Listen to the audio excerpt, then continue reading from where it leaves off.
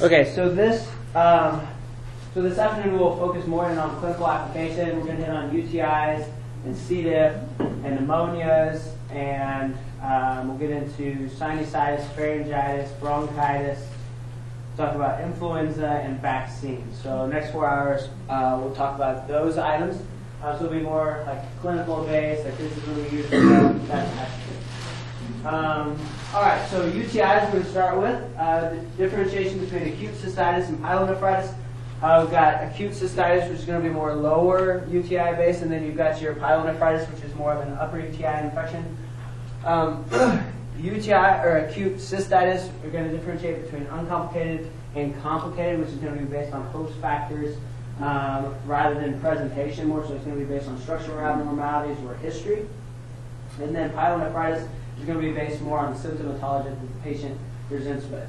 In terms of diagnosis, we want to look at their UA. If they've got significant bacteria, that would be a definitive sign that they've got a urine infection going on, as well as symptoms to go along with that. So symptoms are really going to be the main thing that we want to focus in on for a UTI. You can have asymptomatic bacteria, which can or may not be treated based upon patient's history, what type of environment you're treating them in, etc. So symptoms are going to be most appropriate. When we're looking at cystitis, signs or symptoms are going to be the pelvic pressure, frequent painful urination, blood in the urine, some possibly lower abdominal discomfort. But in terms of pyelonephritis, it's going to have that significant costovan vertebral auscultation that you're going to do, where it's painful when you do the CVA tenderness. Fever is going to be more profound with pyelonephritis, as well as vomiting. So those are going to be the main things that you focus in on. And then elderly are a little bit different. They could have acute cystitis without any major symptoms except for altered mental status. And that's really the primary way in which elderly with UTIs are going to present to a clinic or to the hospital. And then also just remember, cystitis is more of a bladder infection, pyelonephritis is more of a kidney infection. And so that's going to impact what drugs we're going to use in which, because if it's a bladder infection, as long as the drug gets into the urine, then that will treat the bladder infection, versus pyelonephritis, we need to make sure that the drug actually has tissue penetration versus just urine penetration.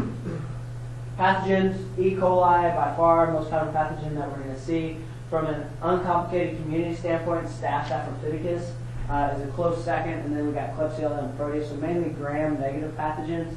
Staph aureus is going to be very, very infrequent. It's going to be more of a complicated case where the patient is at a nursing home, have a chronic Foley, something along those lines for it to really be a Staph aureus infection. And then from a hospitalized patient, again, E. coli and our Enterobacteriaceae, Klebsiella, Proteus, and then Enterococci come into play at that point. So community, again, not hugely gram-positive, Staph Staphylococcus. Same from a hospital standpoint, gram-positive that we're worried about is Enterococci, not strep. So if you see, again, urine that has gram-positive cocci in pairs or chains that's suggestive of strep, that's actually Enterococcus that you're seeing, because the morphology looks similar. In terms of host factors, from just predisposing patients to UTIs, gender, female gender more common, sexual intercourse, pregnancy, age, specifically for men. So as men age, they get prostate hypertrophy, and so it becomes a structural abnormality that increases their risk for a UTI. Family history actually is a risk factor. So any woman who has had a mom with UTIs, they're at a 2.5 increased odds ratio for development of UTIs in their lifetime as well. And then from a complicated criteria, remember, it's easier to remember who's uncomplicated versus who actually is complicated. Uncomplicated, normal, healthy, female. Everything else is going to be someone who's either male or they recent antibiotic use, hospitalization, diabetes, etc.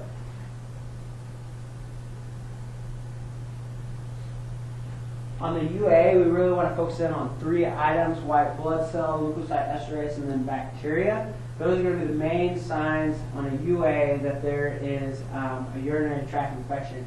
Nitrites are non-specific. They can be elevated in a UTI, but them not being elevated doesn't mean that there isn't a UTI. Them being elevated doesn't mean that there is a UTI. Additionally, one of the things we will look at is pH. So if the pH is greater than 7.5, that could be a sign that there's Proteus as the infective organism, because Proteus encodes for these urases that cleave uric acid, and then that increases the pH in the urine. And so I just had one of those on Thursday or Friday where pH was 8.0, urine culture came back with Proteus in it. So something you can pretty much bet on. If pH is greater than 8 on your UA, it's likely going to be a Proteus as your pathogen. And then, if it's leukocyte esterase positive in the urine, can you generally say that's E. coli? But does that still? Not necessarily. No. No, I don't know what the stat on that is. But you can still have other pathogens that put leukocyte esterase in there, or that you have an elevated leukocyte esterase and it's still another pathogen. I think it's a good indicator, but like not as good of an indicator to say the pH for Proteus. Okay.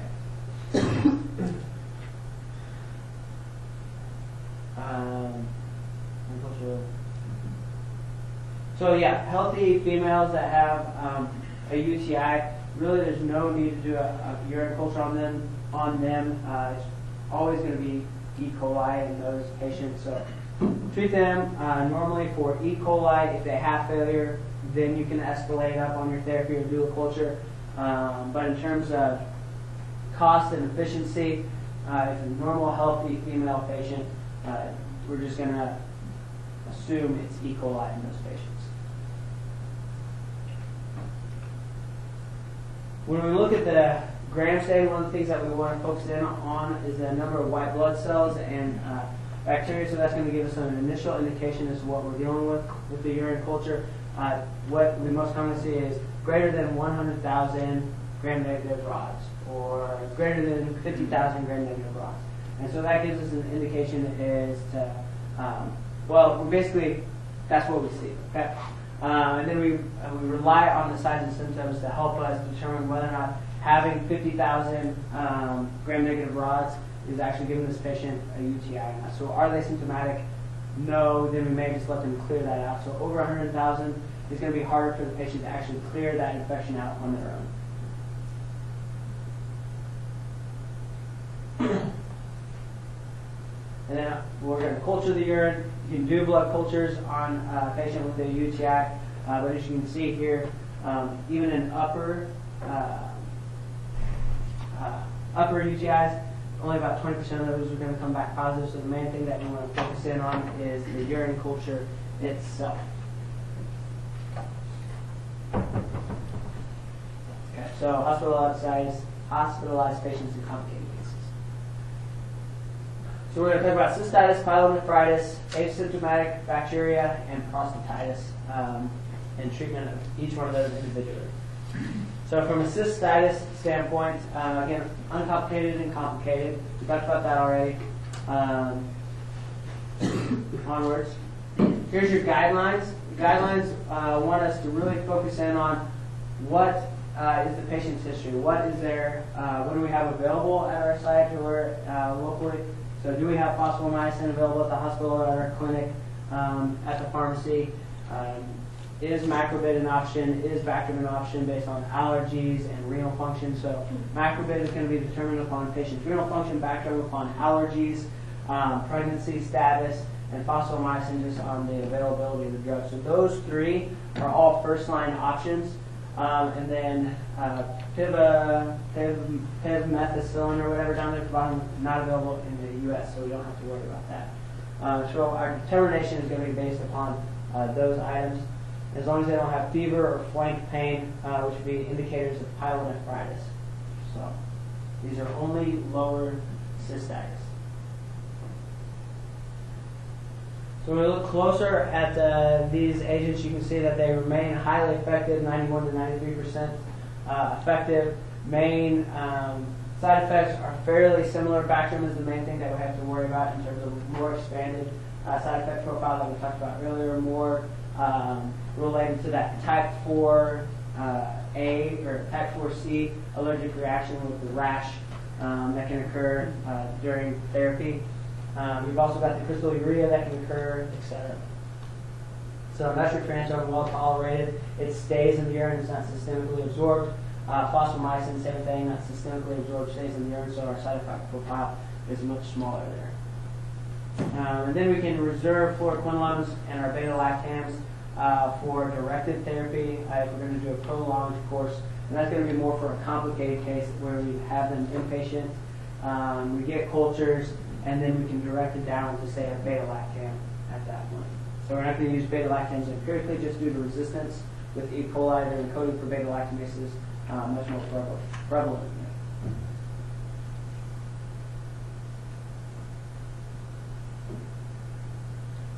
Okay, so we said that. Then we also want to look at your local resistance pattern for Bactrim. As long as the local resistance pattern is less than 20%, Bactrim remains one of our first-line agents.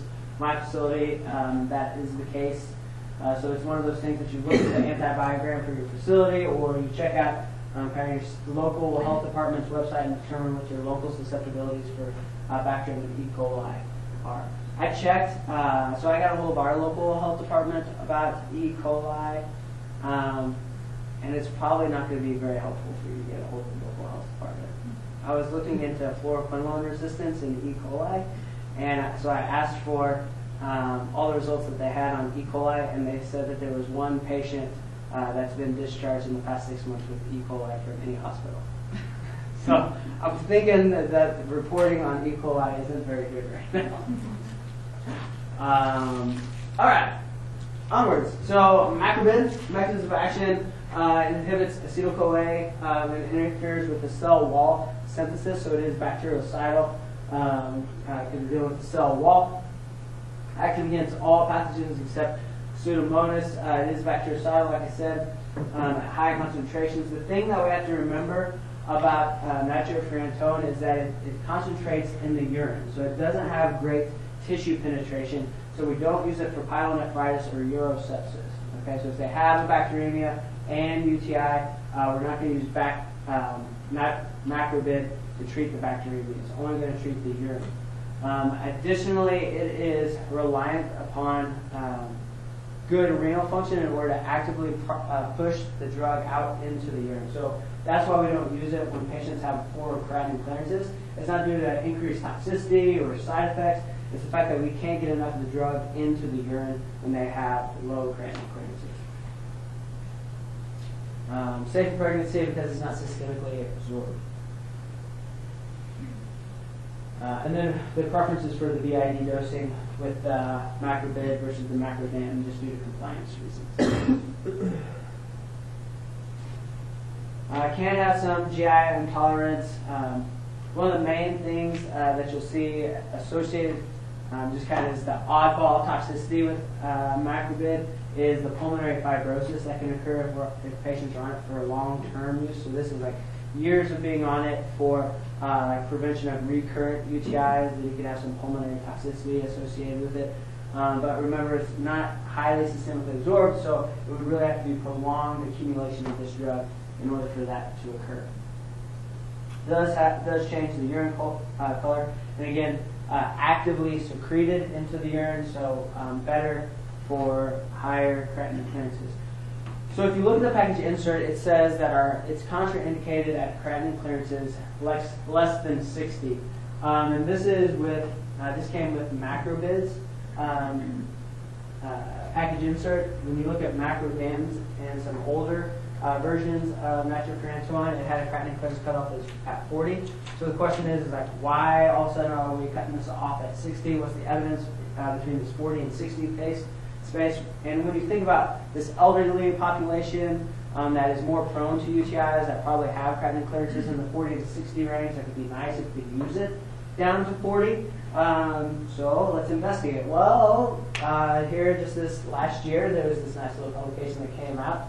Nitrofurantoin contraindication in patients with a creatinine clearance below 60, looking for the evidence. And they went through and looked at all the evidence, and there is sufficient trials and evidence to support the continued use of macrobid down to creatinine clearances of 40. clinically. On NAFLAX, you probably want to hold at 60. Okay? Clinically, take it on down to 40, just because a low sort of side effect profile, high efficacy. It's better to go ahead and use that first line if you can. Do you know, with that review, did they find any evidence that 60 was okay, or? Well, I mean, the main concern is that the lower the creatinine clearance gets, the worse efficacy Right. you have. But at 60, yeah, we know, boom, great stuff. Yeah. And the thing is it's not that there are studies below 40 that said it doesn't work below 40. We just don't have any studies below 40. So that's where we cut it off. Do you have the clinical article? Were you able to get it? Uh-huh. Yeah, actually, too. Okay. Our other option, phosphomycin, again, cell wall synthesis, not systemically absorbed, so low tissue penetration. We're going to maintain it just for lower UTI infections, just for cystitis. It can be complicated or uncomplicated. It actually has efficacy against enterococcus and VRE. If you look at the studies, it's specific for enterococcus faecalis, though, so we've got little literature on the Facium version. So Facium, remember, is the more resistant, the nastier form of the drug.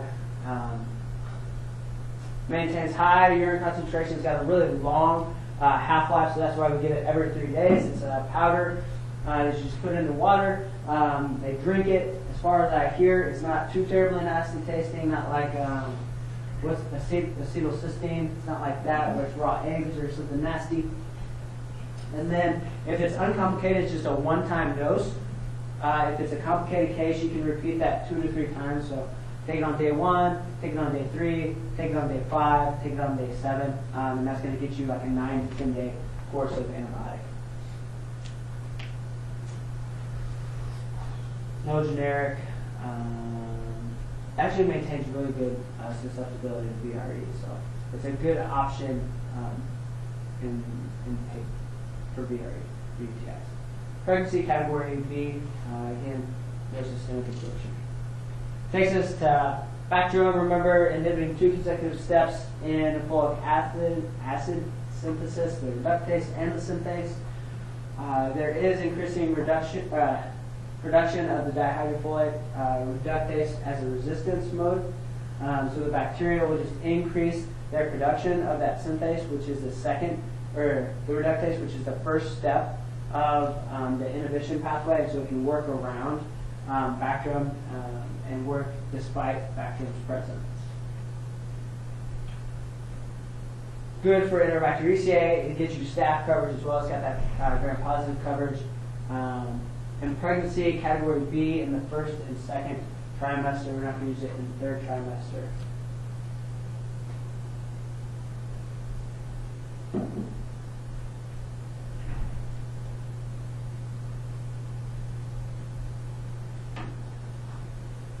So there's your 1 to 5 ratio of the trimethoprim to sulfamethoxazole. Remember, that's metabolized down to a ratio of 1 to 20. And the 1 to 20 is the most efficacious ratio for those components to be in the blood and to inhibit folic acid. So you always got that ratio. Allergies, again, that we talked about previously. Making sure these patients, most specifically, are drinking a lot of water. So drinking a lot of water, urinating a lot is going to reduce crystals formation and stone formation, as well as help flush out the bacteria that we do find in the bladder.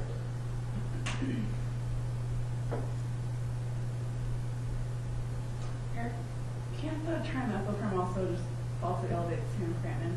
Yes. Yeah, because you've got competition with the creatinine for secretion into the urine. So it's actively secreted out into the urine, so it bumps creatinine back, and so your overall serum level would increase. It's the same thing with the potassium for that reason, so you can have hyperkalemia from that as well. But it's not nephrotoxic specifically that we see that. So it might be like a 0.1, 0.2, 0.3 bump tops. Okay. Yep. Then onto our fluoroquinolones. High urine and tissue concentration, so we can use this for both upper and lower urinary tract infections. Got the concentration dependent killing as a reminder. topoisomerase, remember, which is the one that uncoils the DNA, so we can't make new proteins, can't make new bacteria, so it's both static and cidal. Ciprofloxacin should be the fluoroquinolone that we use for UTIs because it's got the better gram-negative coverage. So it's good for Pseudomonas, great for Enterobacteriaceae, poor for strep coverage, but we're not worried about strep and UTIs, so we really want to reserve levofloxacin for upper respiratory infections where we're concerned about strep pneumoniae. And then moxifloxacin doesn't get into the urine. It's not actively secreted into the urine. It's hepatically metabolized. So we don't use moxifloxacin for UTIs.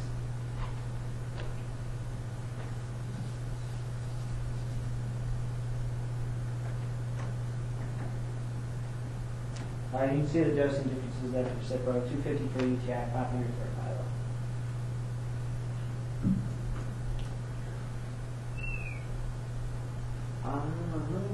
Okay, this calcium and magnesium drug interaction I want to emphasize is more prevalent with Cipro.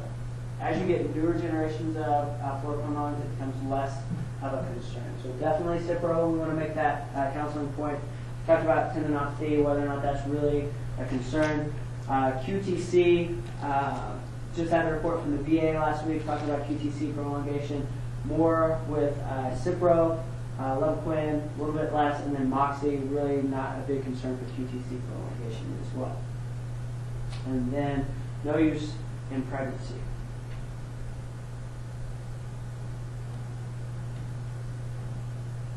Okay, emphasize that.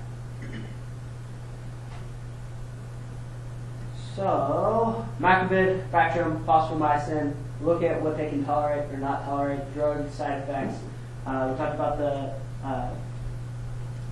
sulfonamide allergy earlier, whether or not it's a true allergy or not. Adjunct therapies, so cranberry juice for prevention, there's some evidence to support it, but it's really low evidence. If someone says, I want to start taking cranberry juice to prevent UTIs, go for it. It's not going to cause a problem. There's some evidence to say that it decreases the E. coli's ability to attach to the epithelial cells in the urinary tract, so it can help prevent UTI, specifically from E. coli. And then topical estrogen as well for recurrent states. There's some pretty good evidence to say that adding in the estrogen helps the normal flora of the urinary tract, specifically in women, to come back and to inhibit overgrowth of pathogenic bacteria.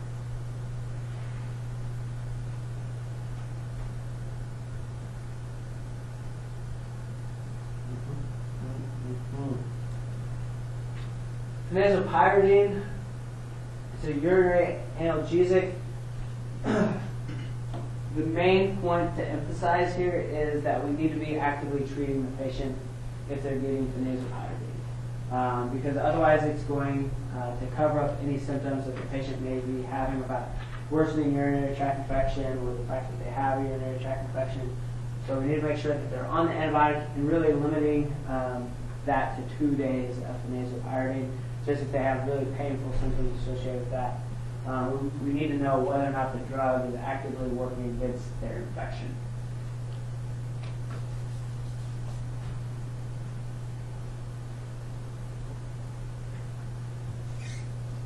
Cool. The renal thing is a good thing to remember too. Contraindicated, kind of clinics less than 50 on those.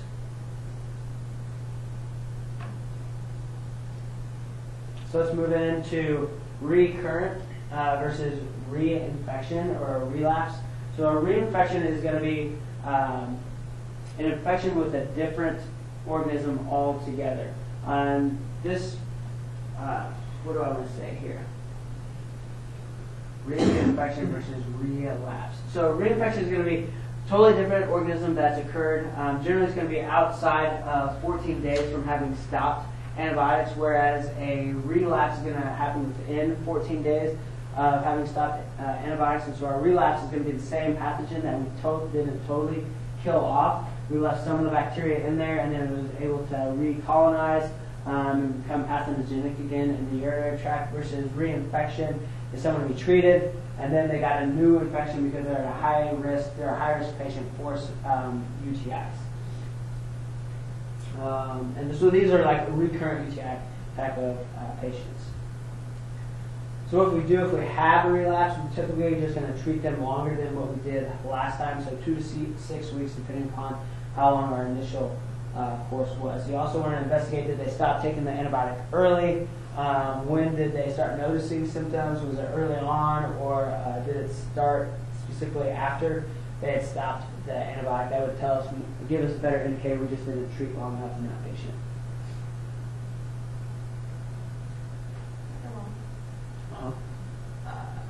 I could ask after. Sure. No, you can. Okay. I'll ask at the end. Okay. So if we determine it's a recurrent infection, there are some prophylactic measures we can take in those patients. We're looking at patients who have more than three or more infections within a year. And we can either do low-dose prophylactic therapy, post-coital prophylaxis, or patient-initiated therapy.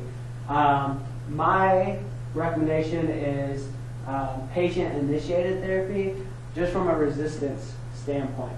If you've got patients just chronically on antibiotics, that's going to increase their risk for more resistant pathogens in the future for their urinary tract infections, especially now that we're seeing E. coli and Klebsiella pneumoniae that are encoding for extended spectrum beta-lactamases and carbamidase-resistant Enterobacteriaceae. We just really want to expose patients to the lowest amount of antibiotics as possible if we can. But in terms of our low-dose prophylactic therapy, Macrobid once daily versus twice daily, Bactrim at a single strength once daily, or Keflex once daily as well. So it's just a low dose once daily to help prevent colonization with our pathogenic bacteria. And then there's also the post-coital prophylaxis, where they take the low dose once daily antibiotic after coitus.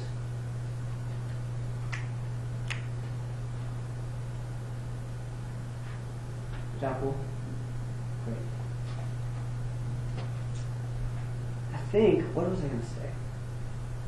There was a study on this, and as you might, so the study showed, as you might suspect, you do patient-initiated therapy, less antibiotic use, less resistance associated with those. So there's evidence to support that, but anyway, physicians aren't very keen to just handing out prescriptions for patients to use as one. Dr. Wombwell, I have a question on the last slide. Just at the mistake, how long did you say the book, if you want to do a treatment, how long is it going to be? Ongoing. Yeah. So you can, the thing is you can just do 6 months and then take them off, but if they have a specific history where they get recurrent infections, they're going to start back up on that again. So most of these patients it's kind of a lifelong antibiotic for them. Because something's altered in their normal urinary tract flora. And so giving them an antibiotic that's killing off bacteria in the urinary tract isn't going to help them recolonize with good bacteria. You see what I'm saying? So they're probably going to have to be on that for a long term. Maybe you can try an estradiol cream to go along with that and help recolonize with good flora. But they're probably going to have to be on the low dose ongoing. I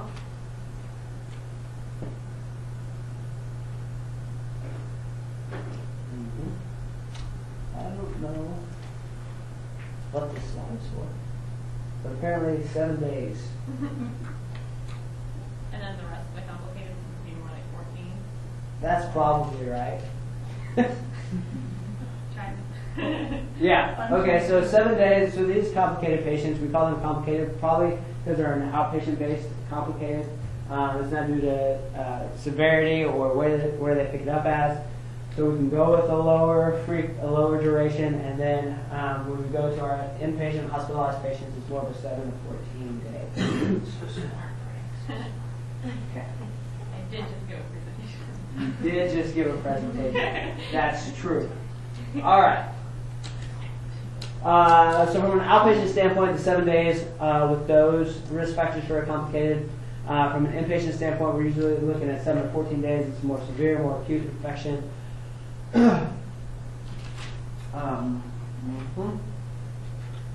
Empirically, if they are a mild to moderately ill UTI patient on the hospital, in the hospital side, Cipro or Rocephin.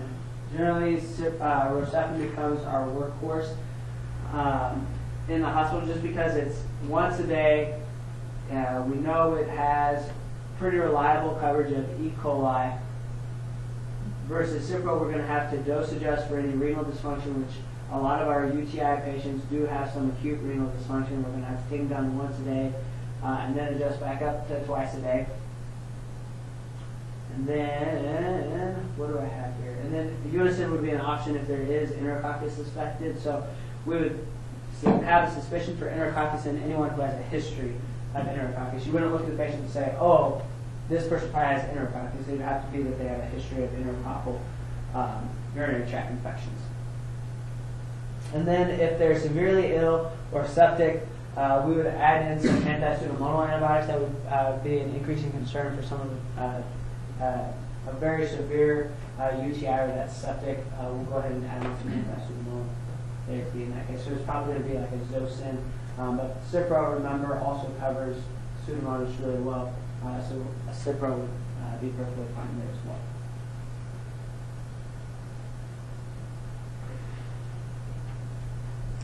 Oh. Okay. There we go. That's what I said. And ceftazidime is fine because remember we were concerned about the strep pneumoniae resistance. It's the third generation that doesn't act like a third generation because it's got Pseudomonas but no strep coverage, but we're not worried about strep in UTIs. So it becomes an okay option here for Pseudomonas. What's that Lidocaine only PO option?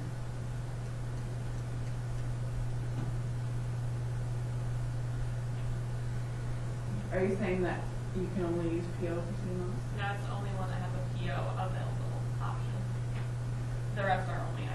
Well, Cipro is PO. Yeah, right. Yeah, it's the only one of Oh, those that's that are right. offered. That's what I want. Oh, okay. Just like Bree just gave a presentation on this. Bree, get up here. No. Get up here. I didn't even remember what I had. I was just like, wait, what? Yeah. Good. All right. Fantastic. Moving on. Pyelonephritis.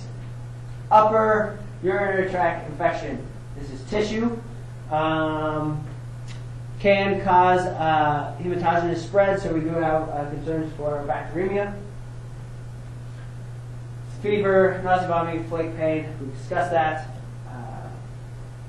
If there's no improvement after 5 days, this is something that we want to be aware of. There could be perinephric abscess, so an abscess within the kidney is itself, so kind of an abscess development where we're going to need some more substantial antibiotics as well as to drain that abscess to make sure we get all that bacteria out.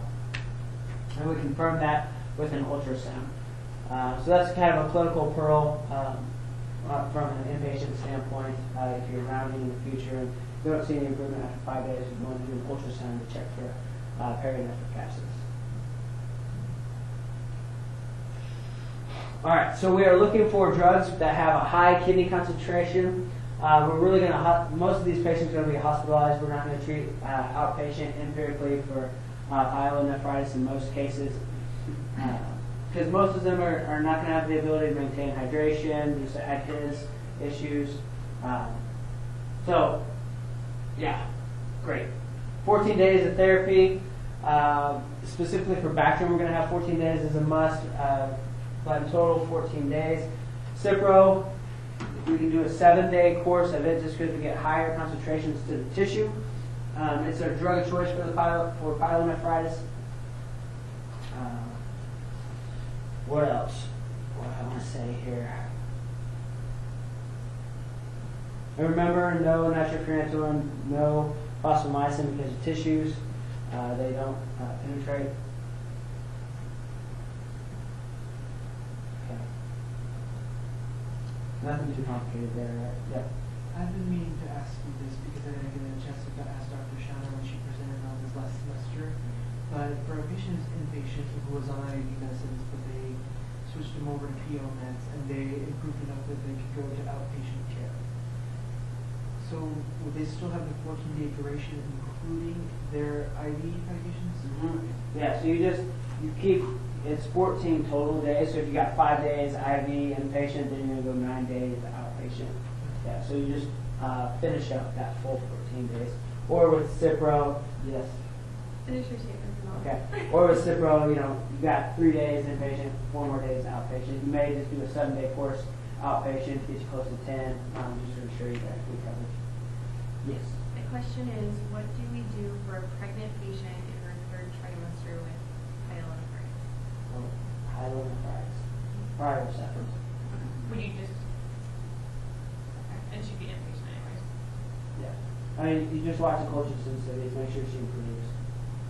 It's still most likely E. coli, and we know that Rosefin still has pretty high efficacy against it. So beta-lactams, all good for pregnancy, all class B, so we feel pretty comfortable with that. Do you ever see just the one-time Rosefin IM dose? Wasn't that an option? Was that cystitis?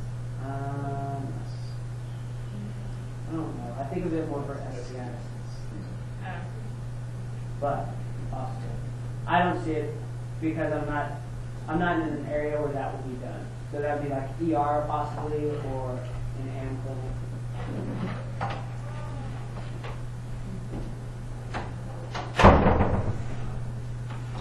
I guess you could possibly think about it with someone who's recurrent and you're worried about compliance when they go home. Yeah, well, I was thinking of a pregnant cystitis that was allergic. Alpha. Something like that. You would use like. You could. But you could just use Keflexin. Well, Keflex 1st generation. You do like a cephaloxime probably. 3rd generation.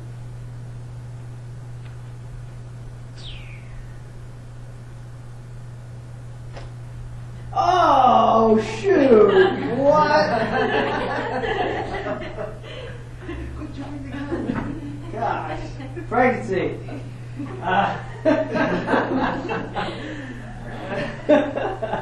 Alright, so if there's the thing that I really want to hit home here though is specific to pregnancy, when they have asymptomatic bacteria, you will go ahead and treat them. Other patients who have asymptomatic bacteria, we're not going to treat them. The pregnancy patients we will because if you let it go, then there's increased risk for pyelonephritis, increased risk for bacteremia, more invasive infections, which can then cause risk to the fetus. So pregnancy, asymptomatic bacteria, we're going to go ahead and treat them. Like we just talked about, E. coli is still the primary bug that we're worried about in these patients, and so we're going to do Keflex, Augmentin as a choice there, cefuroxime, which is our other 3rd generation PO agent. So that we have some options there, and then macrobid, which isn't systemically absorbed also. I forgot about that. Cool. Yeah. Great.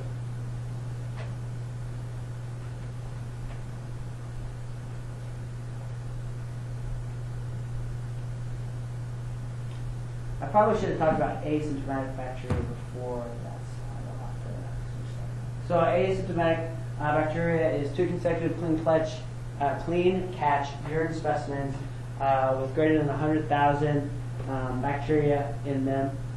They don't have symptoms, obviously. High prevalence in sexually active, diabetic, elderly, and indwelling catheters. One of the things to remember about Foley catheters, a lot of times it's going to be the Foley catheter itself that's colonized with the bacteria. So you remove the Foley catheter and you remove the bacteria that you're seeing in the urine. So then you're able to clear that bacteria out really quick. It's just the Foley itself that's colonized. You take that colonizer away and insert a new Foley, and you're good to go. So treatment-wise, no benefit seen in most populations. Pregnant women, you see that 4 to 7% of them will develop a true symptomatic UTI, and then of those, 20 to 40% progress to pyelonephritis. So when you look at that, the calculated number needed to treat is 7. It's well worth going ahead and treating those patients. Some other patients that you're going to go ahead and treat are those with a TERP or any children with anatomical deformities. I don't know what IV reflux is. I don't know why I did that. Okay. Great. Prostatitis. Moving along. Dang. All right. Moving along. Prostatitis. We've got bacteria and white blood cells in prostate secretions, increased risk as patients age with prostatitis. Can be acute or chronic. Anyway, most common for men with UTIs.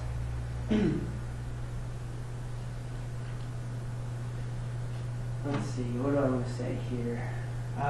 Because it's the prostate, remember it's a tissue again, so just getting urine penetration is going to be effective in terms of our antibiotic therapy. So we want to use like a Bactrim or a fluoroquinolone in these patients. Fluoroquinolones are the preferred agent just due to Bactrim's increasing resistance rate. And then this is 4 to 6 weeks just because the prostate isn't highly vascularized, so it takes a lot. It's just like with osteo, we treat it a lot longer because the bone isn't highly vascularized, so it's the same with the prostate. We need to treat for a longer duration of treatment. And you can see that the inflammation actually allows the antibiotic to penetrate, otherwise it's just there's poor penetration to the prostate in general.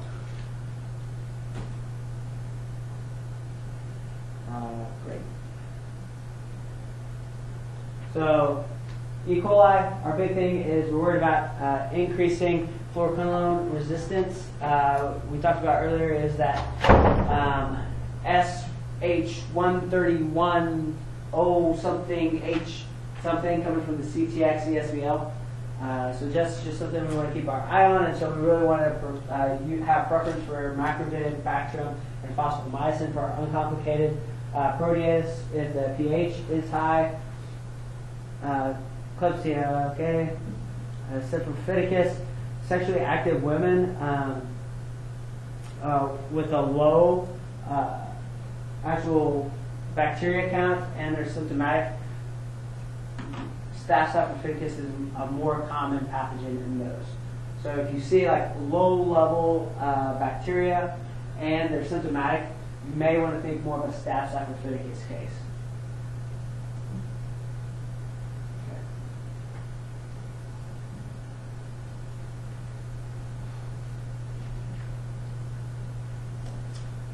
UTI thoughts? Yeah. When do we ever treat lactobacillus in the urine? You don't. It's normal flora. The doctor wants to.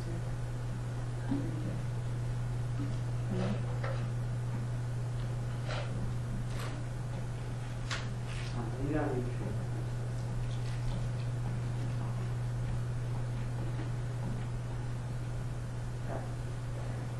it. It's normal flora. It's just contaminant.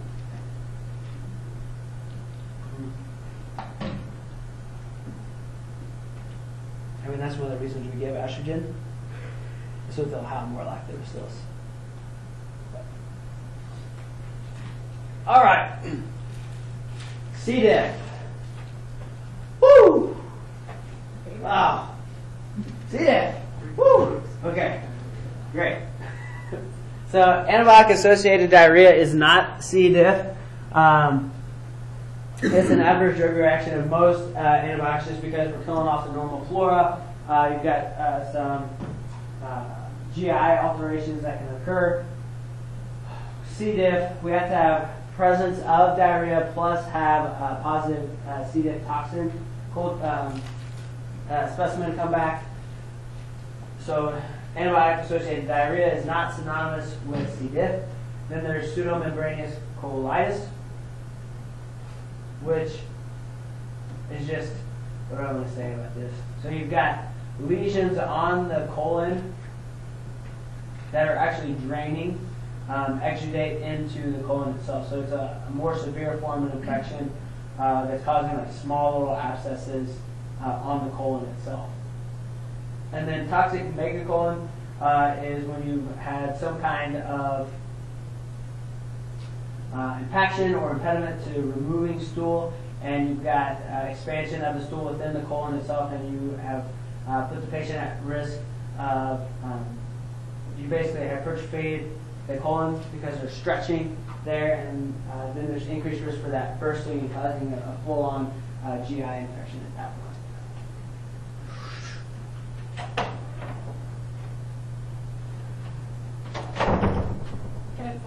Oh, good. Let's see. Clostridium difficile is an anaerobe responsible for most nosocomial. I don't know. Some of this just isn't important to talk about. Looking at it like, why did I do this? One of the things to keep in mind is this NAP1 strain down at the bottom of that reference. This is a more virulent strain in which like a vancomycin has more activity against, but it's going to have worse symptoms. White blood cell count is going to be higher. They're going to, again, worse symptoms associated with it. So that's going to play into how we choose therapy later. Remember, this is a spore. C. diff is a spore, so we have to kill off the spore itself, which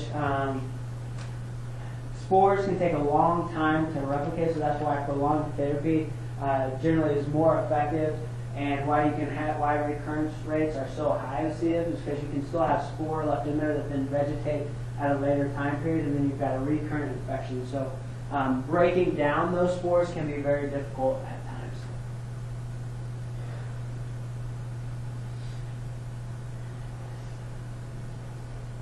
There are two exotoxins associated with Clostridium difficile, toxin A and B, and so we can do two different types of toxin tests on the patients to determine whether or not they have C. diff. Yep, that's about all I need to say there. When we are doing toxin tests, one negative isn't sufficient enough for us to say that they don't have C. diff. We need to replicate that, or at least have two negatives to say that there isn't C. diff there, because these toxin tests aren't very sensitive, or their sensitivity is a little bit lower than what we like to say. One negative confirms that the patient doesn't have negative when they're having active diarrhea. So here's our NAP1 strain, hypervirulent, causes severe disease. What it does is it produces 20 times the toxin amount that normally is produced from the other strains of C. I'm just saying C. diff. Increasing resistance with it, and you don't care about Quebec's outbreak in 2002. I'm nearly certain of that.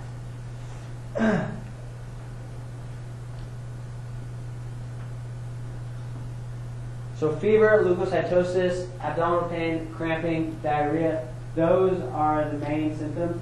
One thing to keep in mind is you can have patients with C. diff that don't have diarrhea. A big indicator for that is someone that we have on broad spectrum antibiotics. They have a white count in the 30s, and that white count isn't going anywhere. That's someone who probably has so much stool in the bowel that there's an impaction at some point, and they're not ridding themselves of the stool. And so those become pretty severe cases. Do an abdominal ultrasound, you see all the stool, and then you can start treating them with Flagyl, and usually they will improve pretty rapidly. So that does happen. Agreed? Okay.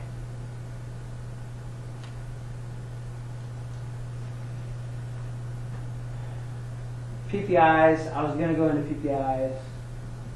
I don't want to go into PPIs except to say that PPIs increase your risk for C. diff.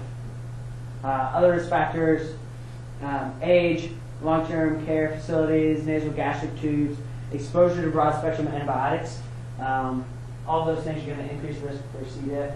The broadest spectrum of antibiotics, again, the more normal flora you're going to kill off, opening up for C. diff to come in and colonize and cause its infection.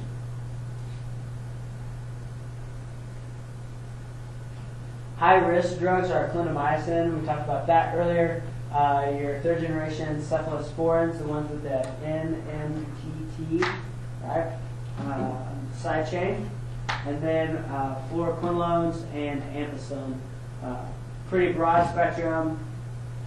It had the highest rate of causing antibiotic-associated diarrhea and C. diff. All these other guys, not real big worries. Okay, so we've got the 2010 practice guidelines. We're looking for symptoms, 3 or more unformed stools in the past 24 hours, positive C. diff stool test, and then if you do a colonoscopy and see pseudomonas, pseudomembranous colitis, that would be another thing that would confirm C. diff infection.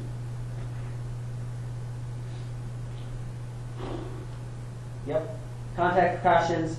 Wash your hands because it's a spore, so you have to break down the spore. Just using the antiseptic cleanse won't kill the spore.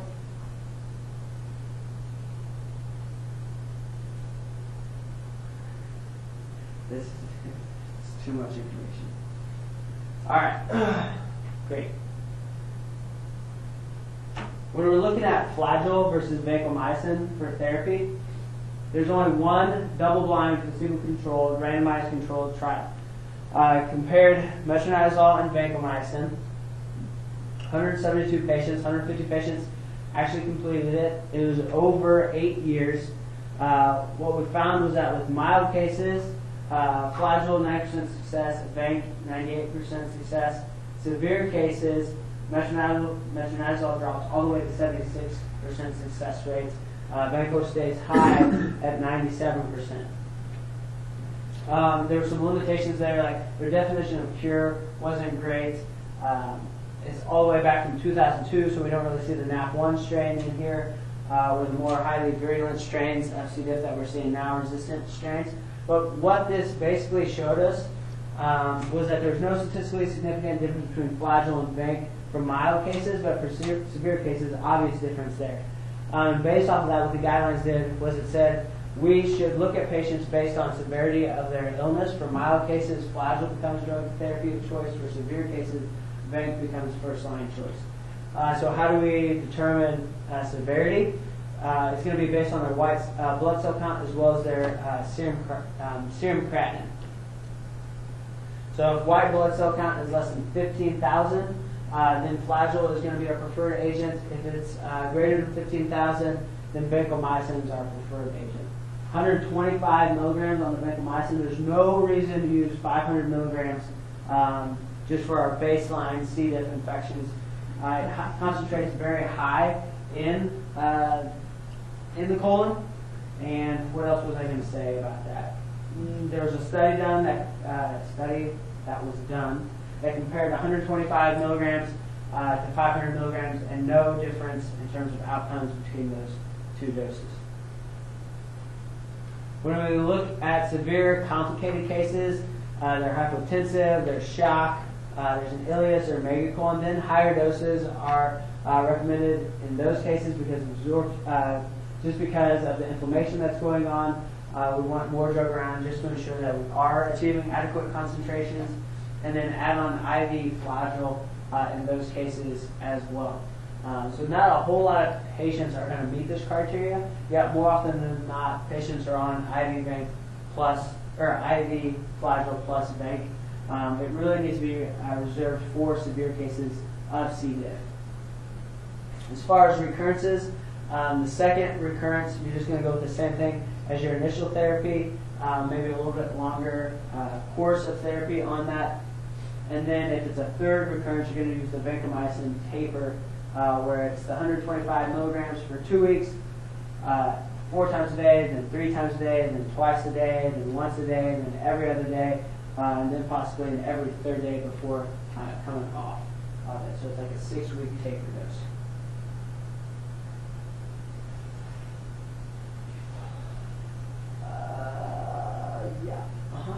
Flagyl, this is actually an off-label indication. C. diff is an off-label indication. Still a high effectiveness in mild diseases. We have to worry about disulfiram reaction, metallic taste, warfarin interactions. We want to reserve vancomycin just to reduce rate of vancomycin-resistant enterococcus primarily. It's relatively cheap when we compound it using the IV solution, so cost doesn't become as big of an inhibitor there.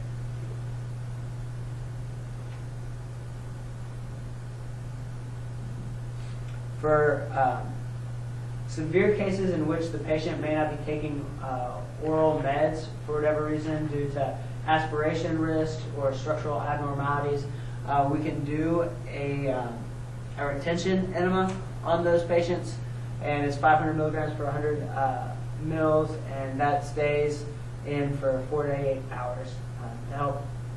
It's just staying in the colon. It's going to have active activity there locally. And then here's the information on the taper dose. Pulse dosing can also be considered for third recurrence, where it's 125 milligrams every other day for 6 weeks or longer as well. And so this is really just to make sure that we get all those spores that are in the colon that take a long time to maybe open up or bud and cause the infection. So we ensure that we've gotten all of those spores that are in there. Dr. Wombwell, would you also recommend a taper if a patient was on vanco for like a long period of time? I saw that. I don't know if they did it for recurrence or just the fact that she was on it for a while. If they just did because she was on it for a while, that wouldn't be a reason. But if it was like a really bad case in which they were concerned about recurrence, then that would be a good reason. Yeah.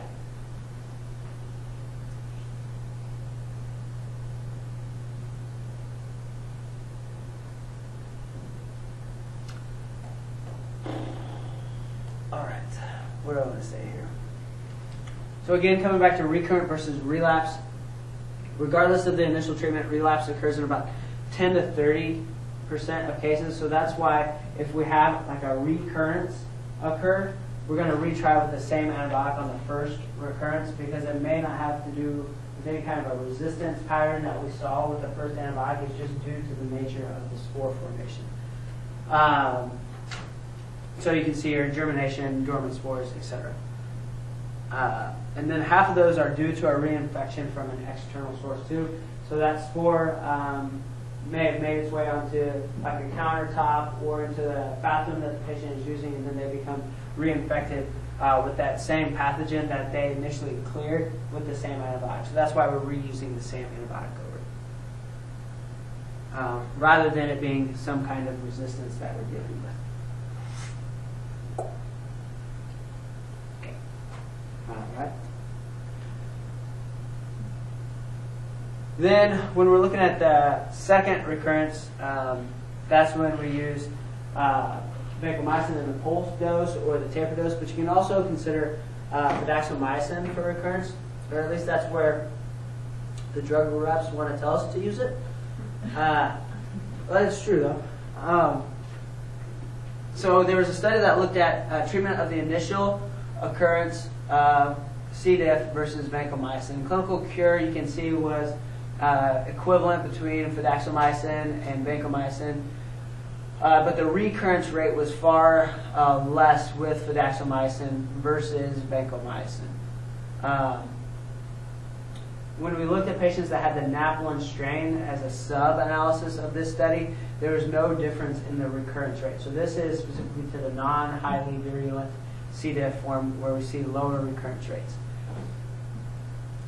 Then we looked at subgroup of treatment with patients that first recurrence. So this was not first episode, but first recurrence versus vancomycin. Again, similar response to both drugs, greater than 90%. And then the second recurrence within 28 days was still a little bit better with the fidaxomicin.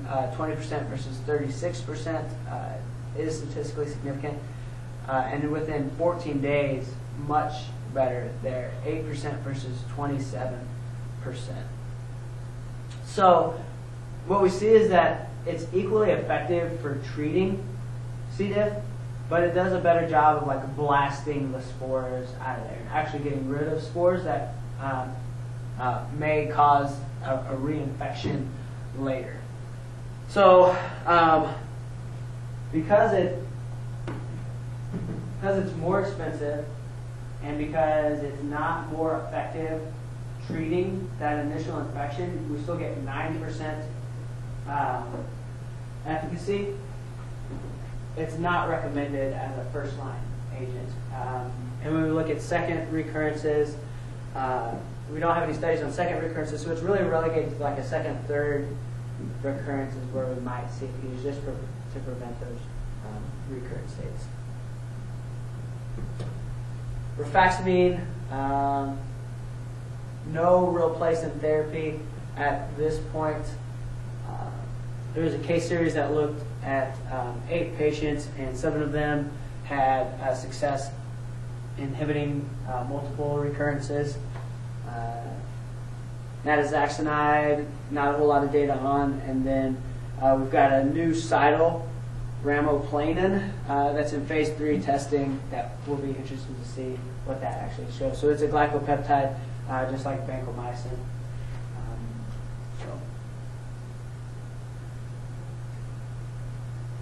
Great.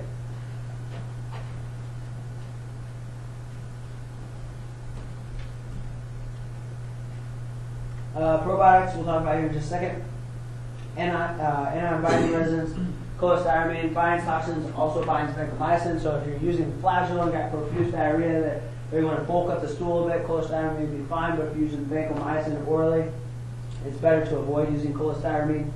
Anti-motility, GGIMs. Interesting. That should be an agent. We get loperamide and Lomotil. Generally, we've said like not recommended, right? We don't want to keep toxin in the body because it could lead to toxic megacolon. But there's a study that's going on right now that's actually looking at loperamide just for symptom control. I mean, we're not going to reduce stools to the point where they're going to hold it in. We just want to slow them down. We don't want to be changing beds every hour inpatient-wise. And so there's an ongoing trial looking at the efficacy of loperamide and just making sure it is safe to do that. So what are the doses for that? Just standard. Could be, I don't know what dose they're actually using in the study. All I heard was a study. It's just from that trials.gov or whatever, so they don't give you too many details on it. But I think it's probably just regular dosing.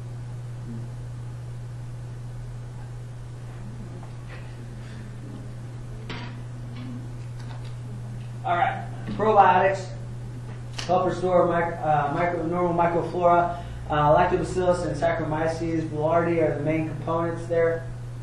Currently not recommended by the guidelines for prevention or treatment, but there's a meta-analysis of 82 randomized controlled trials that showed a reduced risk of antibiotic-associated diarrhea, nearly cut it in half. So this is just antibiotic-associated diarrhea.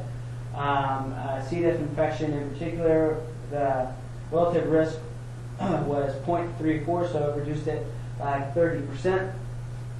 But the trials were all pretty poor quality in terms of study design and the product variability between all the different studies. Probably is useful, especially for patients who have recurrent states, so we want to make sure that we give them normal microflora. Also, elderly patients or patients who are on broad spectrum antibiotics, these would be populations where benefit is likely there. The biggest risk with them is invasive disease. So if you've got poor aseptic technique and someone who has an open catheter, then you put them at risk for fungemia. But it's not a real risk, but that's the risk. So then there's the ultimate probiotic, right? Which is just using donor stool that we give nasogastric. And so really high efficacy here, and this is for patients who just have recurrent, and can't treat it with antibiotics. Tends to work pretty well. Usually it's a family member that the stool is isolated from, a slurry is made up, insert the nasogastric tube, and just drop that slurry down into their colon, and that should help refluorinate. Fluorinate. I'll take that. I don't think that's the word. Colonize the colon with good flora. Does it have to be a family member No, but at the beginning? it can be, but generally family members' normal flora is more like that person, and so that's why it's more family members are. I just wonder, is there a bigger chance that the family might be colonized with C. diff too, since they're living in the same house? It's possible, yeah. It's possible. Do they test the stool that I would think if it's I'm trained sure like, they probably test test it it. prior?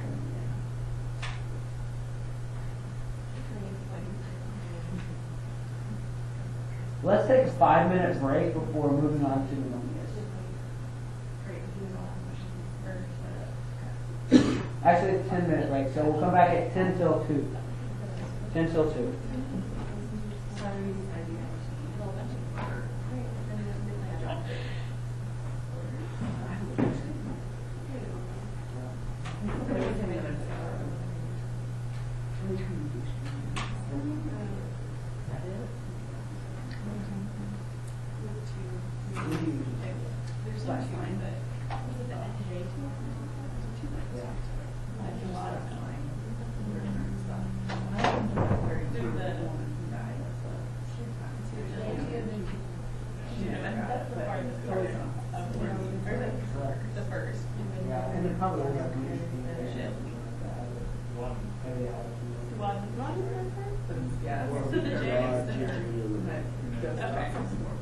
So at least it goes to the middle of this one. And you go on there, it's all of it. Yeah, maybe that makes I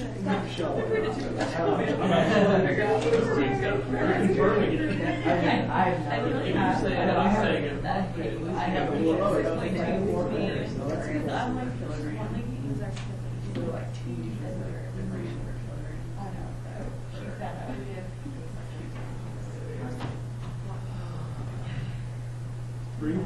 No, but there was one language that you treated. Actually treated it. He went to the company and I didn't. Oh, and not I think I did it a while. Oh, you, stuff.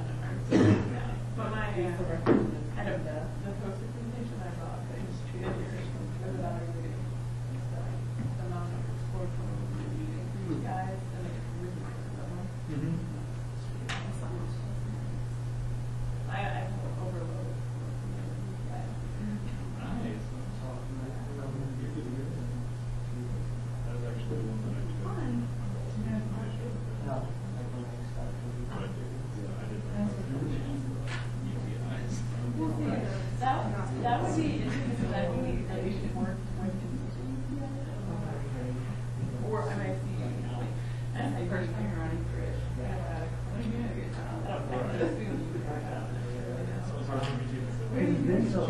was the outpatient. I was like, okay. You can't know, yeah. Who are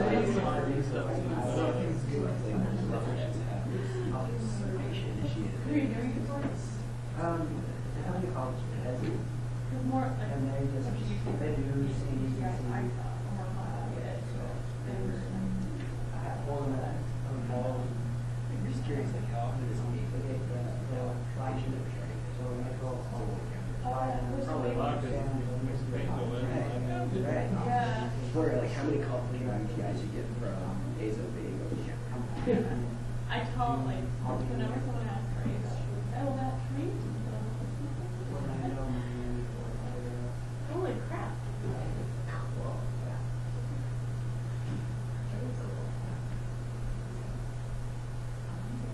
And then obviously, same thing.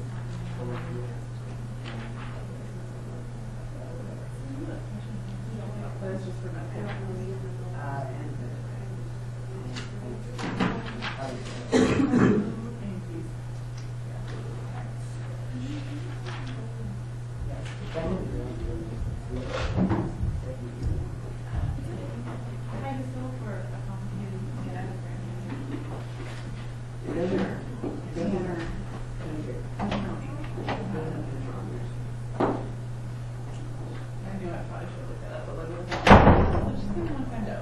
he's coming tomorrow. So. Probably should expand.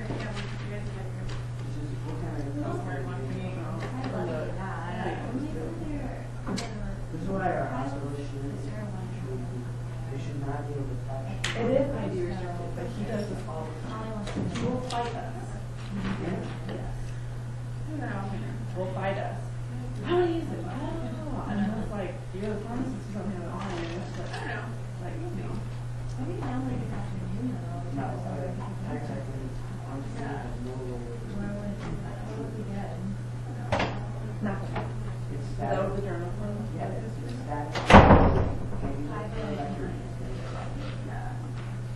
Designated, designated for the chest.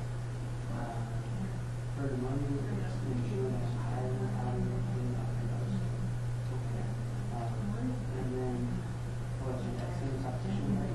Tell me the option. Like two.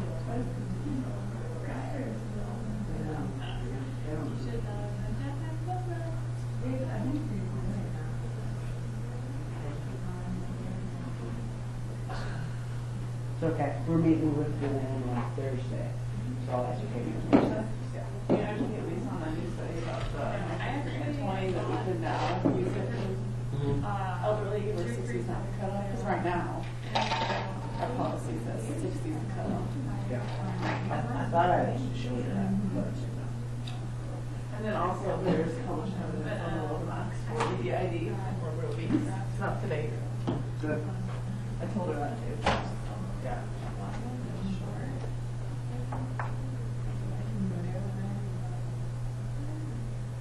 Where's that other?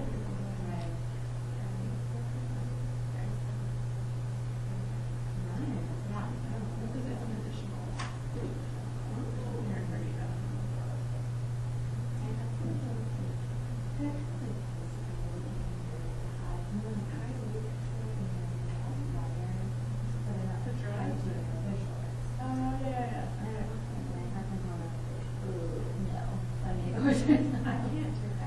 I can't either. I'm a big fan.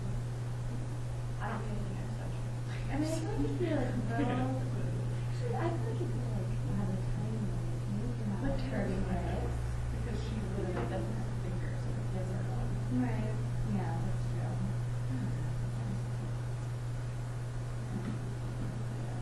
Oh, I'm probably not because.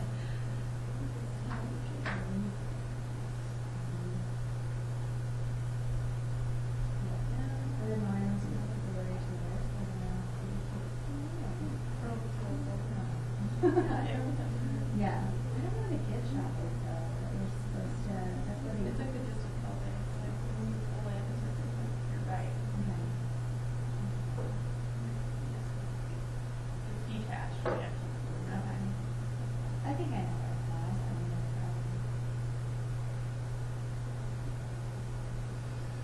Is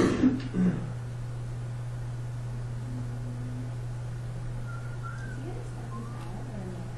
He was working for the Brad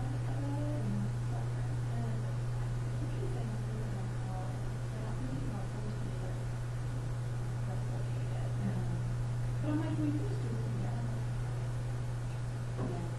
Right? I mean, no one can do it. Like, here's a screenshot, but yeah. Okay, well, like with apples, I have a screenshot. So you can really like pick things like the area. I've taken multiple like graphs out of during the internal build. I'm like, I'm taking the article and use the graph. So, are there tables?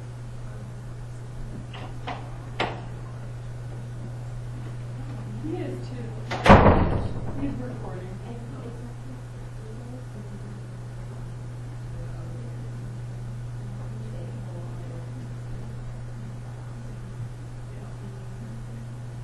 Yeah. Petting myself. I know, it's really kind of weird. This is strange. Oh, here. So Yeah. nice. I hated it.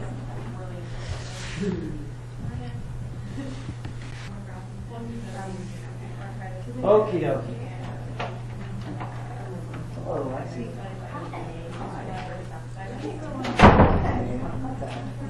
Good deal.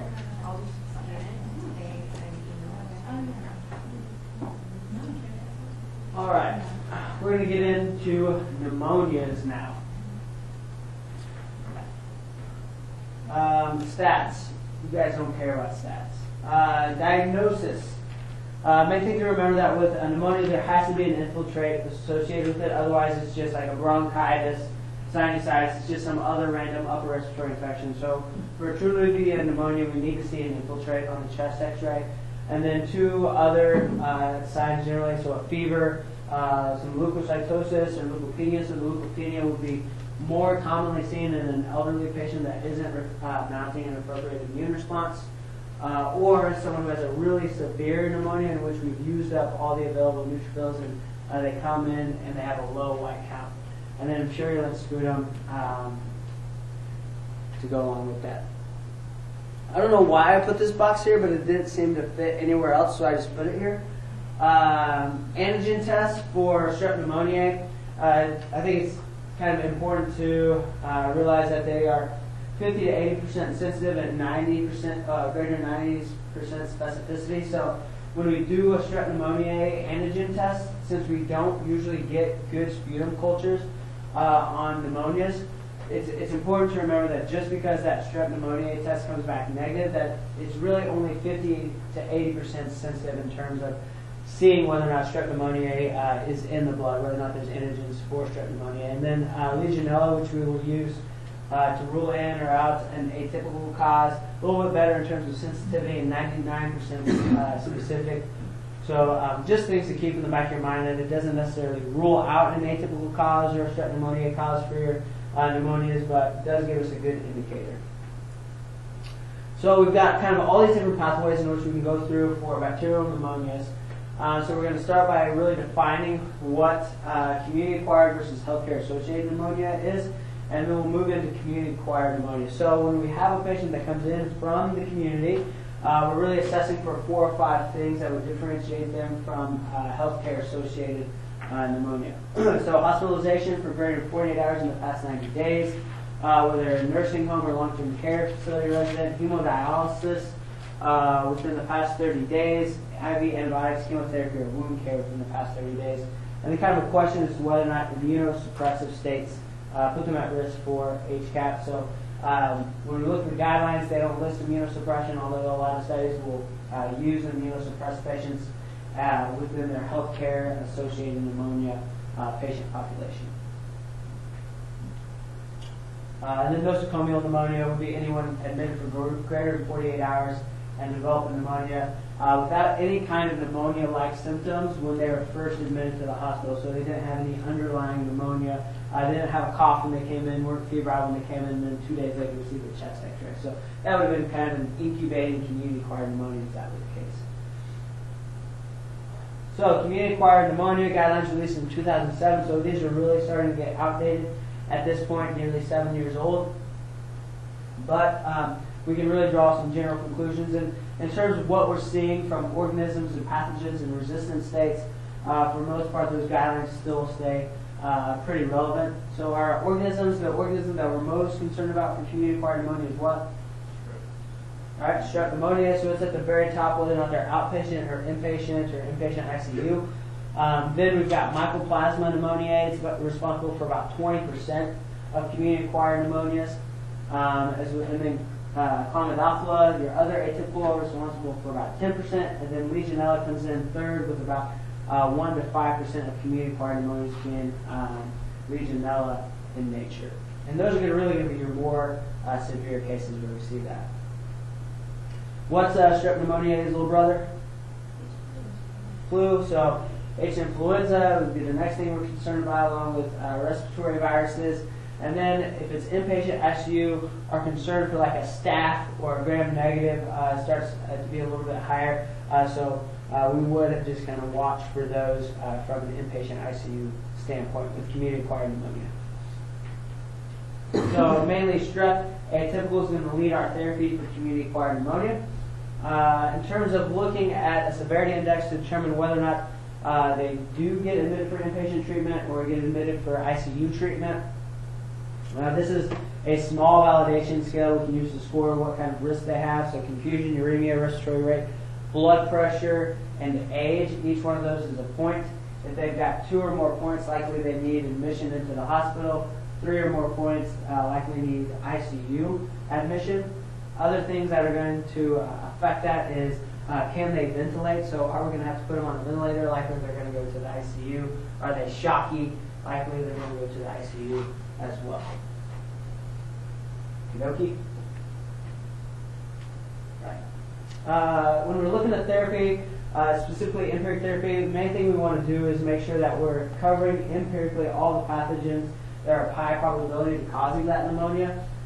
Make sure they're safe drugs, allow compliance. So a twice-a-day drug versus a 4 times a day drug likely is going to lead to more compliance and cost as well. And then if we pick the wrong drugs, we know we've got a lot of literature that says we're going to have increased length of stay, increased mortality, greater rates of readmission, and we want to avoid that due to poor payment back from CMS if that occurs. So we're going to start down the community-acquired pneumonia pathway. You can see that underneath there we have sensitive strep pneumonia and drug-resistant strep pneumonia. So we're going to try and differentiate those out and determine what our initial therapy is. So with community-acquired pneumonia, in normal, healthy patients, we're just thinking strep pneumoniae and atypicals. If they're healthy, no prior antibiotics, probably a sensitive strep pneumonia that we're dealing with. So macrolides are going to be our drug of choice. They get good strep coverage. They've got good atypical coverage. They're working inside the cell on that 30 or on the ribosome. So we're going to use intracellular antibiotics to get the atypicals. Azithromycin becomes our workhorse because it's once-a-day dosing, which is super convenient. It's got that long half-life. Also has lower CYP3A4 interactions, less QTC prolongation associated with it. Side effect profile, not as much GI side effects in comparison to erythromycin. Remember, erythromycin has H. influenza as a high resistance to erythromycin, and then it activates the modulin receptors in the GI tract, causing a lot of GI upset. Alternative would be doxycycline, which has got pretty good strep coverage, and we know we just use it like first-line therapy for a lot of atypicals outside community-acquired pneumonia, so it acts as a good alternative there. So all of these antibiotics, what I would call them is broad, but they're not going to cover resistant pathogens. So they cover a lot of gram-positives, a lot of gram-negatives, but if those gram-positives or gram-negatives encode for any kind of a resistance mechanism, then neither doxy nor azithromycin is likely going to be able to cover them. So that's why these are only for patients that don't have any risk factors for drug-resistant strep pneumonia. So broad but not deep. So, gosh, about 2 years ago now, we had this FDA statement come out about the azithromycin risk of cardiovascular death, primarily associated with QTC prolongation. So this was a study. It showed 5 days of azithromycin versus no antibiotics increased CV death by nearly 3, increased death from any cause by nearly 2. And then azithromycin versus amoxicillin, again, 2.5 is a hazard ratio for increased cardiovascular death. Now, let's be serious here. If someone gets azithromycin, they probably have an infection. If they don't get an antibiotic, they probably don't have an infection. My guess is people with infections are more likely to die than people without infections, right? So let's be clear that getting azithromycin by itself versus nothing else, that has got some bias there. And then azithromycin versus amoxicillin. If we're given azithromycin, more likely we're treating a more invasive infection than if we're giving amoxicillin. Amoxicillin is generally given for otitis media, strep pharyngitis, things that probably aren't going to kill you, right? Okay, so we have to also look at the disease that these probably represent. So let's move on. Limitations, it's retrospective analysis of insurance records. And then the group that got azithromycin, they had increased cardiovascular risk, so more patients had diabetes, history of MI, and heart failure. The groups were non-matched in 18 of 22 baseline characteristics, which were worse, as well as the patients that had azithromycin were more likely to be on a statin or a beta blocker. We've got this other study that was looking at azithromycin and prevention of COPD exacerbations, where patients were given azithromycin every day for a year to prevent COPD exacerbations. They looked at QT prolongation, and only one patient in azithromycin had QTC prolongation. There was 29 CV events, and you can see that percentage-wise, that was less than those that got placebo. This is over a year of giving azithromycin. Only one patient died from a CV event, and 18 died from other non-CV events. So I'm thinking 5 days of azithromycin versus a year of azithromycin versus a prospective, retrospective study. I'm a little leery. So let's go further into this. Pneumonia as an erythrogenic disease. This was basically looking at patients who had pneumonia and whether or not they had any kind of cardiac abnormalities. Reviewed 32,000 patients that were older than 65 and hospitalized with pneumonia. 12% exited the hospital with a new diagnosis of arrhythmia. 8% had new onset AFib. So is it azithromycin or the pneumonia causing a cardiac abnormality? Don't know, but I think we're getting some clues. Then we go further. We've got this other study that looks at azithromycin and survival in streptococcus pneumoniae and pneumonia. It's a retrospective study. There was decrease in hospital mortality when azithromycin was used versus any other agent, quite a bit lower. Azithromycin exposure independently associated with a lower mortality risk of nearly 75%. So then we've got this follow-up study in 2013 looking at azithromycin and death from cardiovascular causes. Adjusted for propensity scoring, azithromycin not associated with increased risk of CV death. Relative risk 0.93, and then when we look at azithromycin versus penicillin V, we say that again there's no association with CV death. Thanks, FDA. Appreciate that. So some things that we want to keep in mind is just patients in general who are at risk for QTC prolongation, those that have concomitant meds that would put them at risk, those that already have bradycardia, congestive heart failure, electrolyte abnormalities, and baseline EKGs that are greater than 450 milliseconds already. So those would be patients that we have some concern about. But if a patient needs an antibiotic, we need to give them the antibiotic. Our alternative would be like fluoroquinolones, which we know fluoroquinolones have worse QTC prolongation. So I guess I just want to point out that we're not going to use azithromycin for pneumonia because of that warning. Right, moving along. Resistant strep pneumo risk. Basically, anyone who has some kind of comorbidity is going to be at risk for a resistant strep pneumo. Immunosuppression, antibiotics within the past 3 months. If they're less than 2 or greater than 65.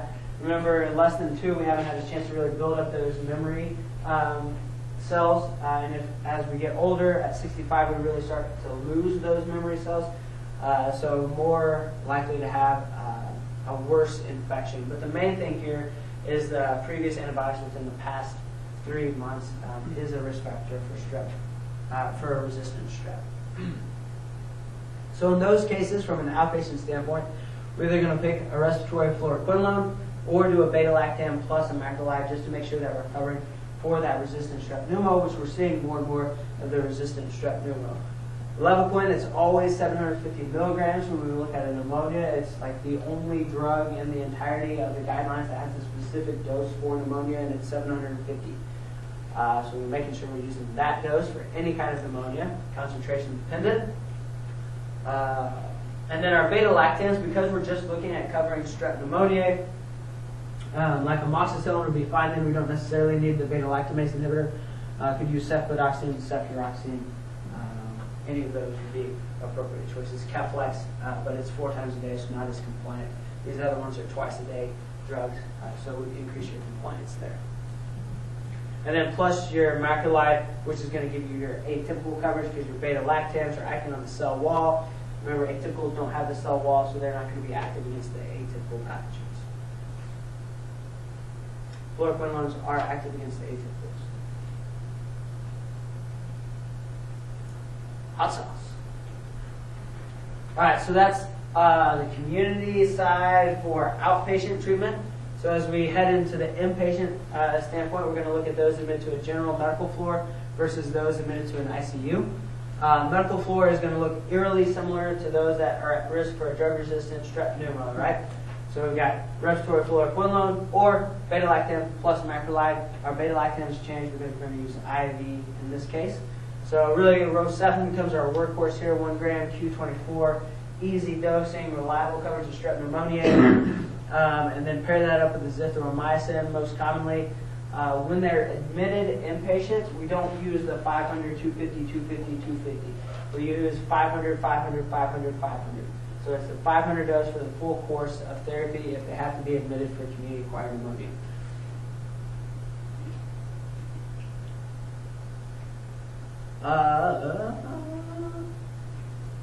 Yeah. Remember, if renal function, renal function for Levaquin, we need the dose, we need the frequency adjust, right? And it's a renal function less than 50. Levaquin has a Roman numeral 5 in it, so you remember that we dose adjust at a creatinine clearance less than 50, not like 60 or 30 with all the regular drugs, but 50 with Levaquin, and we go from Q24 to Q48. Moxifloxacin, no renal adjustment, no hepatic adjustment.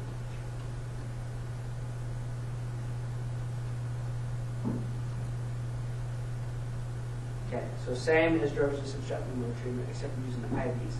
So fluoroquinolones, remember, 100% bioavailable, so we use IV or PO. These other guys not 100% bioavailable, so we use IV initially. Then we've got our community-acquired inpatient ICU. We've got our beta-lactam up on top, and so that all of our patients get a beta-lactam for good strep pneumo coverage. And then we add on fluoroquinolone or azithromycin for the atypical coverage. Right? You guys love that. I love that. I was showing my roommates that last night. I was like, guys, check this out. I'm so clever. They're bugs. Get it. All right, so beta-lactams for the strep pneumoniae, Rosefin or Unison would be appropriate, and then your fluoroquinolone or azithromycin for the atypical coverage. Preference for the azithromycin for this immunomodulatory effect, right? So we talk about this immunomodulatory effect. What the heck is that? I don't know. We'll talk about it in a second. Combination, so study here from 2010, combination antibiotic therapy with macrolides improved survival in intubated patients with community-acquired pneumonia. So what they did was they compared macrolide versus fluoroquinolone. Patients that were on a beta-lactam, ICU for community-acquired pneumonia, lower mortality with the macrolide versus fluoroquinolone, improved survival in those that had sepsis and septic shock as well. So we've got literature to back this up as well. So immunomodulatory effects, what we mean by immunomodulatory effects is that we have increased mucociliary action, decreased mucus secretion, and reduced production of pro-inflammatory cytokines. So one, symptomatically will help to move mucus out of the lungs so we can exchange oxygen easier. And then number 3 there, we've got just reduced inflammation overall in the body, which is going to help us perfuse all of our organs a little bit better if we don't have inflammation going on everywhere. So, azithromycin, way to go.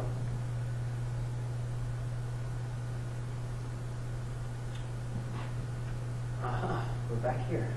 What if there's a penicillin allergy, so we wouldn't be able to use our beta-lactams? We'd want to investigate that penicillin allergy a little bit further, right? Was it a true IgE-mediated anaphylactic reaction? Rosefin's 3rd generation, so maybe we're not as concerned in this patient depending upon what kind of reaction they had, what their history is. Alternatively, it's on there for strep pneumo coverage, for gram-positive coverage. You can also consider using vancomycin there, since we already have some basic concern for staph in the patients that come into the ICU as well. So vancomycin you may substitute up there as your beta-lactam.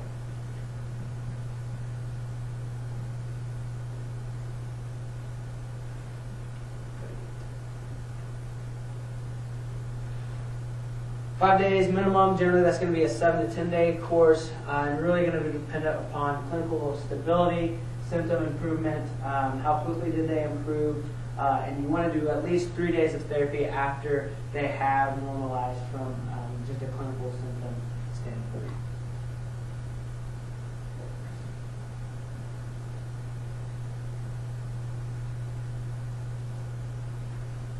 Cool. So that's community-acquired pneumonia. Any questions on it? Okay.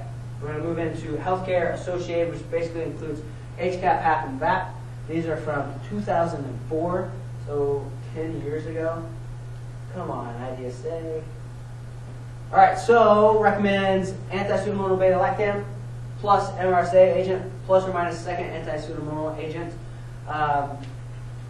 So we lump HCAP underneath hospital-acquired pneumonia in the same treatment because those that have healthcare-associated pneumonia, they have risk factors for MDR pathogens. So we've seen that in a bunch of different studies where we look at what type of pathogens these patients with the specific HCAP risk factors, what pathogens do they have? They had multi-drug resistant pathogens.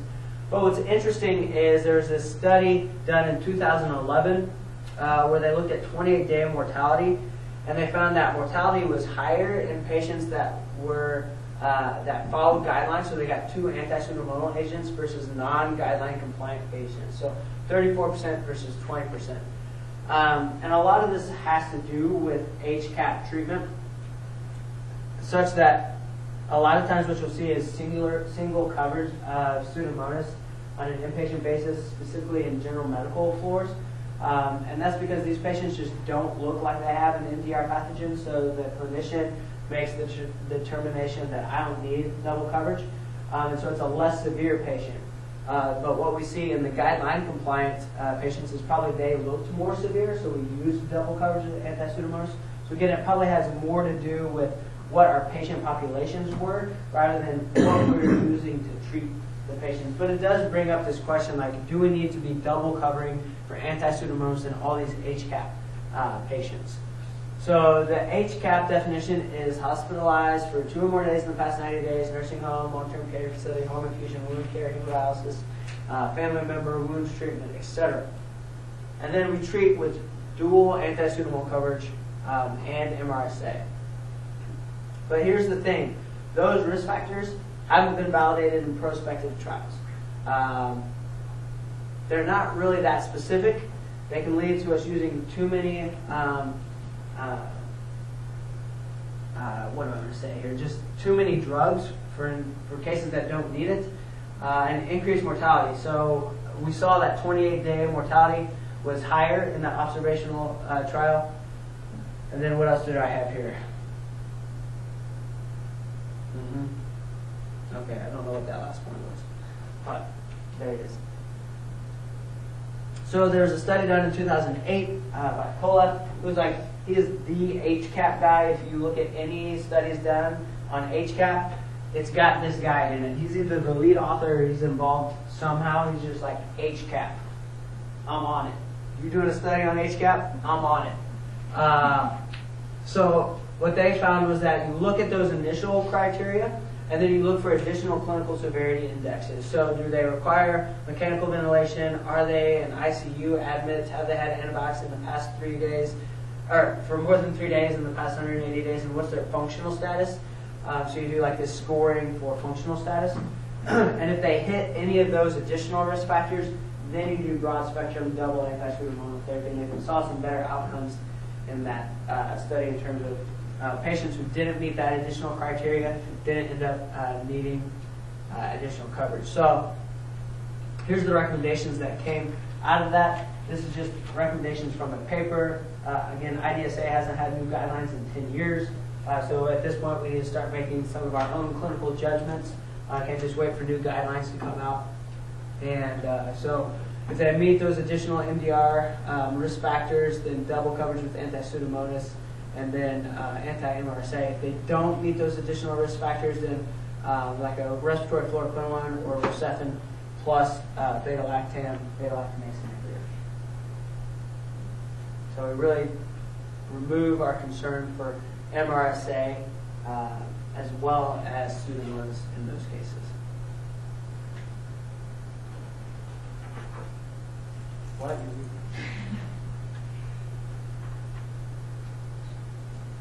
Cool. So moving in to HAP.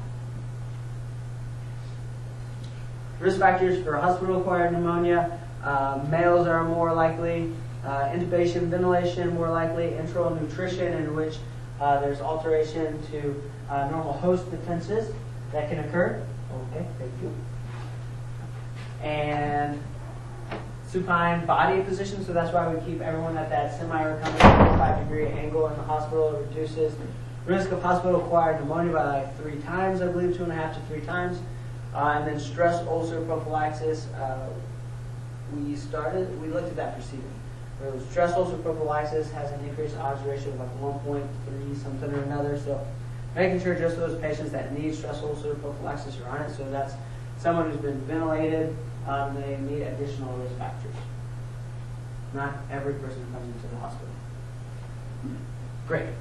So, so we talked about HCAP over there. Now we're going to go down HAP.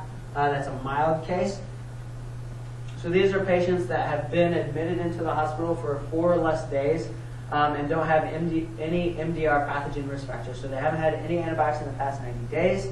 They don't have any risk factors for HCAP. So going back to those 4 main criteria for HCAP, they don't meet those. And they're not on any kind of immunosuppressive therapy, or they don't have an immunosuppressive disease. If they don't meet any of those criteria, then we're going to treat them with less aggressive antibiotics. The main thing to note is that it's rarely seen in patients. So this is going to be someone who is admitted for surgery. They're young, healthy. Maybe they have some complications with their surgery and have to stay for like 4 days. Then that might be someone who meets criteria. Otherwise, most people aren't going to meet that criteria, and it's rarely seen. So just want to emphasize that it's rarely seen. Okay. So early onset, mostly thinking about strep pneumoniae, MSSA, versus late onset hospital-acquired pneumonia, where we can have concern about Pseudomonas, Acinetobacter, and MRSA. So if they meet that early criteria, we can use a non-anti-pseudomonal cephalosporin, fluoroquinolone, or Unison would be appropriate therapies there that would hit strep pneumo and staph.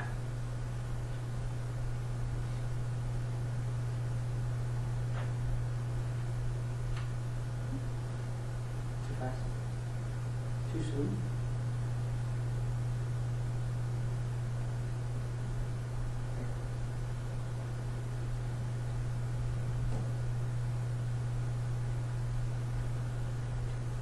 So again, our hospital-acquired organisms are going to be more multi-drug resistant type pathogens. Strep pneumo is still going to be there, still present in about 30% of cases, so we want to have some awareness of that. But additional pathogens that we're concerned about are the Pseudomonas and staph. Staph, specifically in patients who have diabetes, head trauma, those in the ICUs are at the greatest risk of having some kind of staph infection. And then anaerobic organisms and those with ventilator-associated pneumonia, although anaerobic pathogens remain very, very low in terms of incidence of causing pneumonia, somewhere around like 1 to 2%. So not outrageously concerned for that. So let's move into those with an MDR risk factor. MRSA covers vancomycin or linezolid. They're both recommended at the same level. Vancomycin, 15 mg per kg. Q12 is kind of the standard dose recommended on that. For pneumonia, we want to go 15 to 20. Linezolid is the alternative option there, 600 IV or PO, Q12, 100% bioavailable. So same dose, IV or PO. And then start de-escalation at 48 to 72 hours out if cultures are negative and the patient is clinically improving. And then our treatment is 7 to 8 days if they clinically improve. This 7 to 8 day therapy is based off of a study that looked at 400 patients with ventilator-associated pneumonia. What they did was they compared 8-day therapy versus 15-day therapy. There's no difference in length of stay or clinical cure rate, mortality, anything along those lines. What they did see was that patients that or readmissions for pathogens, so readmission rates. What they saw was that patients who had the 15-day therapy had a 38% of them had an MDR pathogen on readmission versus 17% of those that had an 8-day therapy. So in terms of outcomes, 8-day therapy versus 15-day therapy is the same, but we induce more resistance with the longer duration of therapy.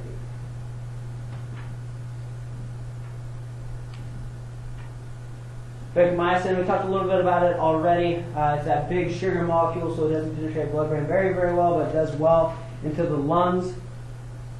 Nephrotoxicity, ototoxicity.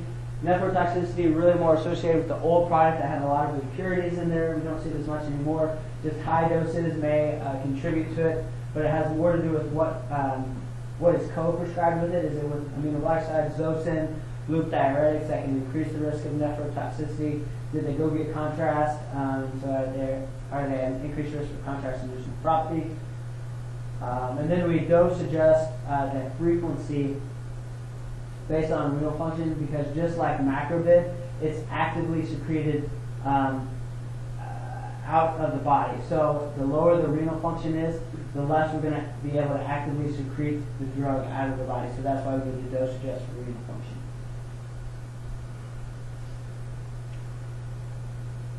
Linezolid, it's the, what do I want to say here? It's second agent, we only know of 2 agents that are going to inhibit PBL toxin production. So this is really where main role for it may be is if you've got a patient with pneumonia and they've got cavitary lesions on their chest x-ray, so it looks more like abscess production in the lungs, and the PBL toxin may be implicated in those patients. So adding on a Zabox or replacing vancomycin with Zabox would be appropriate. It's got good pulmonary penetration. It does have the thrombocytopenias associated with it within 14 days of therapy. And then the optic neuropathies and peripheral neuropathies with 28 days or more therapy.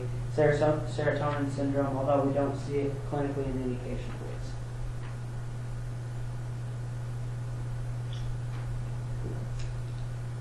it. Issues with vancomycin, it's got slow bactericidal activity, so we have to use longer durations for infections, higher rates of treatment failure. It has, I don't want to say poor lung function, but it doesn't have excellent poor lung penetration.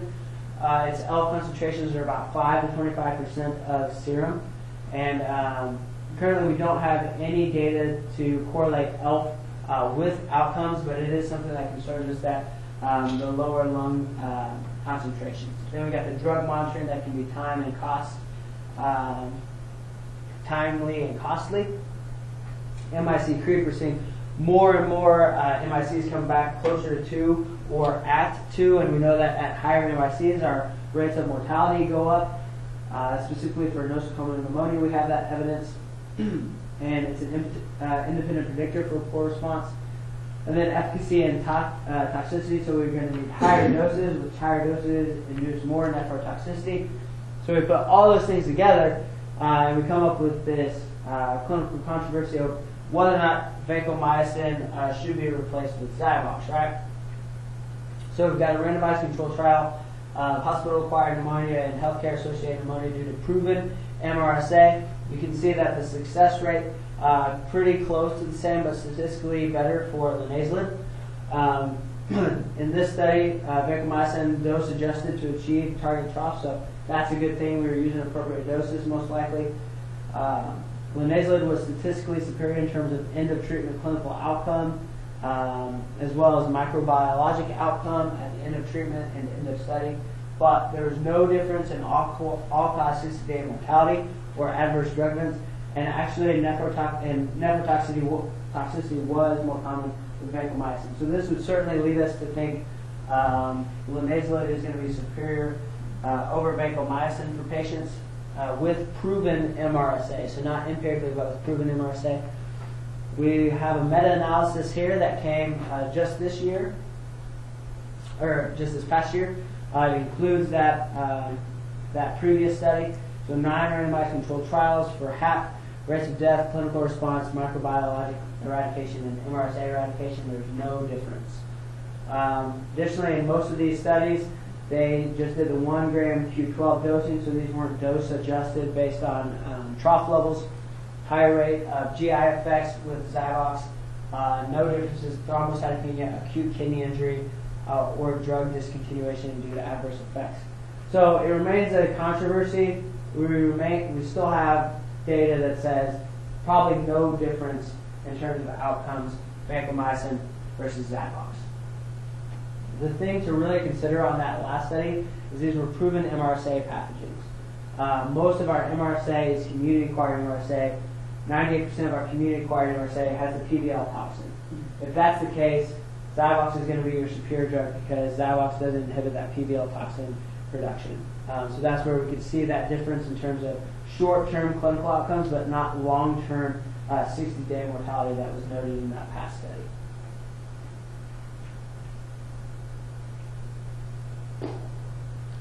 Otherwise, our anti-pseudomonal beta-lactam-like antibiotics are Zosyn, 4.5 grams for pneumonia.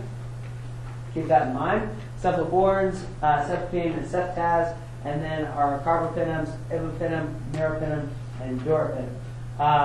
We have that new warning on durapenem that just came out this month on ventilator-associated pneumonia for durapenem, though, where you have increased mortality versus comparator agents. So we could probably strike durapenem from that list at this point. If there's penicillin allergy, aztreonam would be an option. So it's going to be our anti-pseudomonal agent that's beta-lactam-like.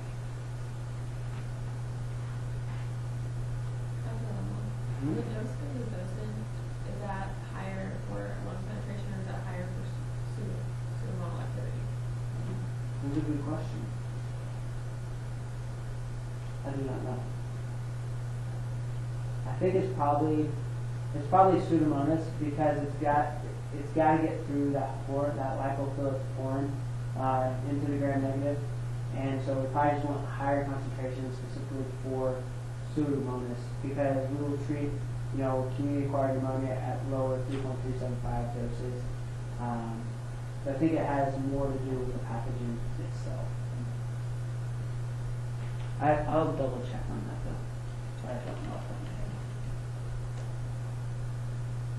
my head. Then we've got our second anti-pseudomonal agent that's non-beta-lactam-like. So we have our beta-lactam-like anti-pseudomonal agent that's going to work on the cell wall, and then we want to pair that with another agent that doesn't work on the cell wall, that works on the internal components, intracellular of the gram-negative pathogen, just to change things up a little bit. If there's any kind of resistance on the cell wall, then we'll hit it from the intracellular level.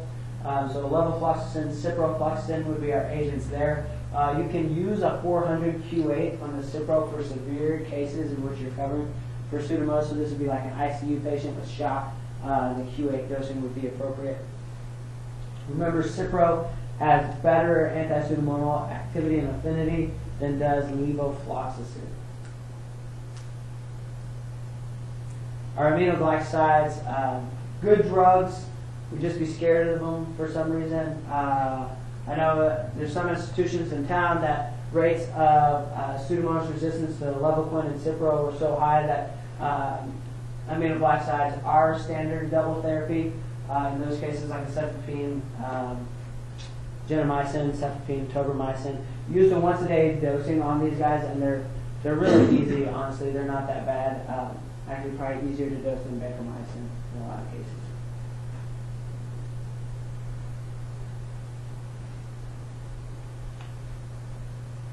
All right, so follow-up monitoring, we're checking back in with them in about 48 to 72 hours, determine whether or not they're clinically improved or not. If they're not improved, we want to assess whether or not we're covering for the wrong bugs. Are there any other risk factors that we didn't account for initially? Is there culture negative? Then maybe it's an alternative cause, not pneumonia. If it's positive, make sure we've adjusted the antibiotics accordingly for whatever tissues we're trying to penetrate. If they're clinically improved, culture is negative, we're going to start de-escalating down, moving to oral therapy. Generally, we do this one antibiotic at a time. So take off the MRSA agents. Are they still doing fine? Okay, take off one of the anti-pseudomonal agents. Are they still doing fine? Okay, let's go ahead and convert down to single directed therapy with oral.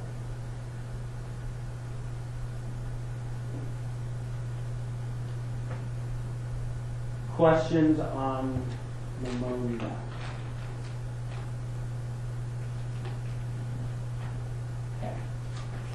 Quickly, aspiration pneumonia. Not something that we're just generally worried about. There has to be some altered kind of clearance, clearance defense, and so is glottic pressure changed? Is cough reflex changed? Can they not clear appropriately? So do they have a risk factor? Is there an infiltrate? And do they have a cough and fever? Generally, this is something that expresses itself over a longer period of time versus the acute onset that we see with more your typical bacterial components. So days to weeks versus over hours to days. It's less virulent. Anaerobes are less virulent. But if you do have an anaerobic coverage, obviously we want to use anti-anaerobic antibiotics. So these are some of the risk factors for aspiration. So you've got patients who are unconscious, maybe they vomited and they are breathing in their own secretions, so they would have aspiration risk there. Mechanical disruption, whether or not they have an NG tube or intubation, those are big risk factors for aspiration, or protracted vomiting. So those are the big risk factors that we think about. And then if they do meet those criteria, clindamycin is going to be a first-line therapy there. Augmentin can be an appropriate alternative. It gets bacteroides, which is the main anaerobe that we'd be concerned about from our respiratory standpoint. Flagyl could be an alternative there as well. So the clavulanate encodes for that bacteroides coverage, so we pick it up with augmentin. And so this is going to be in combination with whatever else we're using to treat the community-acquired pneumonia or the hospital-acquired pneumonia. What if you have Zosyn on board? Huh? If you have Zosyn on board, you still have to add a... Not unless they're not improving.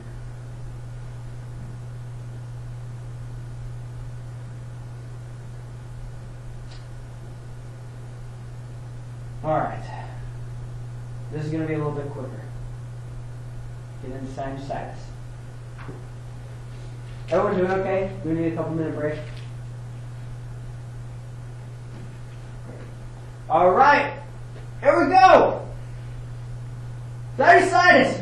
Woo! All right. Pharmacologic interventions. No antihistamines, no decongestants, nasal steroids, saline may be considered, no antibiotics, kind of. So we've done some studies. We see that antihistamines don't really provide any kind of improvement in therapy. Decongestants don't improve symptoms. So we really are going to avoid those because, yes, patients like to get drugs, but all drugs have some kind of side effect associated with them. So if they're not going to provide a clear benefit, then we should avoid their use. So antihistamines, decongestants, no longer recommended for sinusitis. Nasal steroids and nasal saline irrigation can be considered. There is a little bit of positive data for their use. Generally, sinusitis is viral in nature, so that's why antibiotics aren't recommended. There are some specific cases in which we would use it. So 90 to 98% of cases are viral in nature. So here is when we would suspect bacteria. Do they have persistent symptoms that last 10 or more days without any evidence of improvement? That's criteria number 1. Criteria number 2, they have a really high fever, greater than 39 degrees Celsius, and they have purulent nasal discharge or facial pain that lasts for 3 to 4 consecutive days at the beginning of illness. So this isn't new onset nasal pain that starts like 3 or 4 days into their infection. That's just due to them sniffing a lot. This is facial pain at the onset of therapy, or at the onset of illness. So high fever plus discharge, or high fever plus facial pain. Or number 3, if they have worsening symptoms, such that it would be like a double sickening effect. So they've got worsening symptoms or signs after initial improvement. So they initially improve. So day 3 or 4 they start to improve. Day 7 or 8 they have this worsening of their infection. It's probably because they had a virus initially and then a bacteria came in while they were a little bit immunocompromised and caused a secondary double sickening effect in that patient. So those are 3 times we would suspect bacteria and use an antibiotic.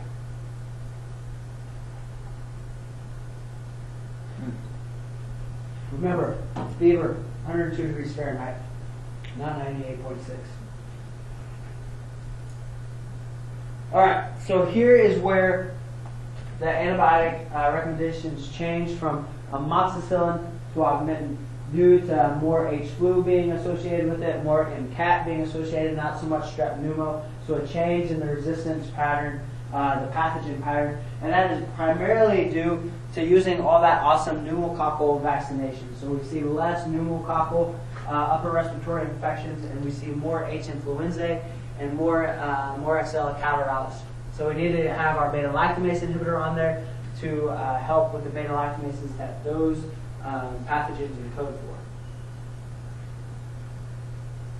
for. So kids, 10 to 14 days, adults, 5 to 7 days. I'm not going to use the azithromycin, clarithromycin factorum, and that's primarily due to resistance, strep pneumo resistance in those drugs. And then what if they have a penicillin allergy? We want to assess whether or not it's that type 1 hypersensitivity reaction. If it is, then we can consider levofloxacin. Remember, we talked about the beagles. Eric doesn't think there's a high risk for tendon rupture. Okay, so 1 case in 400,000 patients. I'm not overtly concerned. If it's a non-type 1, then we can use a 3rd generation cephalosporin plus clindamycin. In adults, doxycycline would be appropriate in that in those patients. We wouldn't use doxycycline in our kids because we're worried about their teeth staining, right? Adults, we're not worried about that anymore, so we can use doxycycline as an alternative.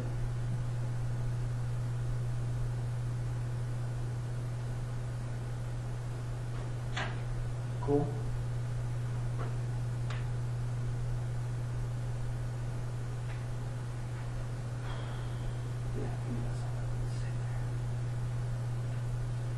So that was sinusitis. Good? Great. Strep throat or strep pharyngitis. Again, new update in 2012 on these. The new update is primarily based upon change in pathogens that we're seeing for this upper respiratory infection, as well as resistance patterns with those pathogens.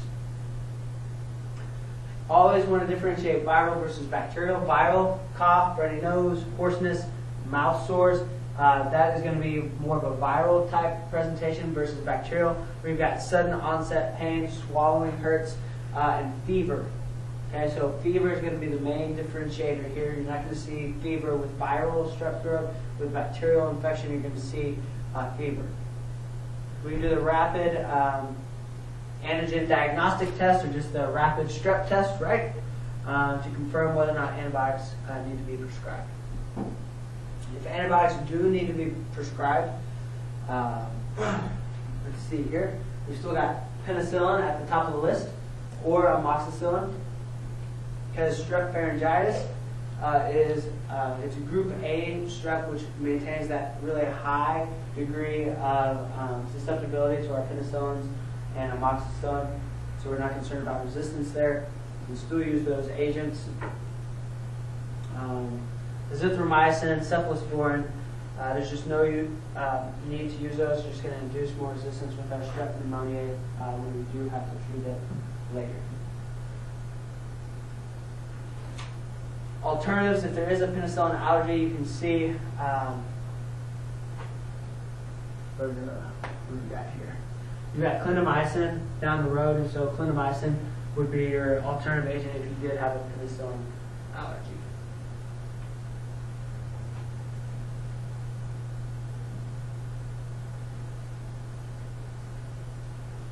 Remember your benzathine, penicillin that we give intramuscularly. We do not want to give that IV because it causes death. Not good.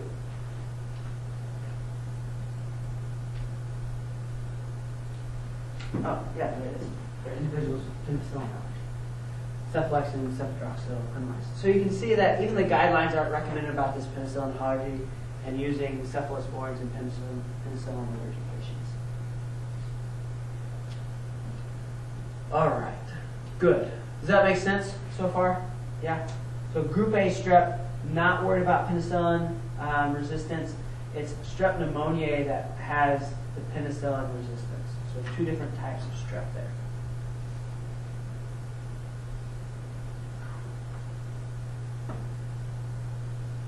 Moving on to acute bronchitis. So these are going to be patients that kind of look like a pneumonia, but they don't have a chest x-ray showing an infiltrate. So the chest X-ray is clear. They could have cough with fever or sputum production. Again, this is very commonly viral, so antibiotics are not recommended. If they have a severe cough that persists for greater than 2 weeks, we may want to swab for Bordetella pertussis or whooping cough. Generally, the cough, though, is going to persist for 10 to 21 days. But at that 2-week mark, if it's still a pretty significant cough, then we would want to go ahead and swab for the Bordetella pertussis. But this is really a self-limiting type of infection that does not require antibiotics. When we look at whooping cough, this is like one of my most favorite diseases. It reminds me of whoop, there it is. Right? Yeah, you remember this. This is good, right, Raj? Wakes you up some, stretch it out. That's the spot. Okay. And then what it really sounds like in an adult.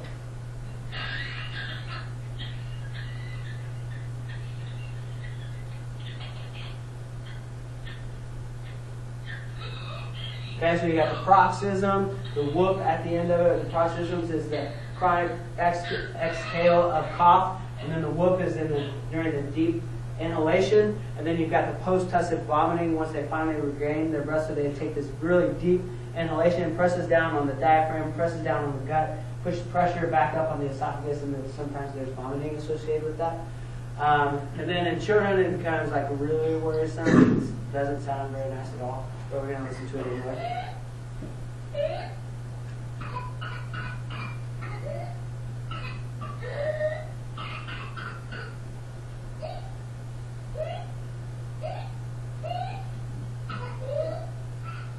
So it doesn't sound like anything like a normal cough, right? So pretty easy to differentiate a pertussis cough, a whooping cough, versus a bronchitis or pneumonia cough.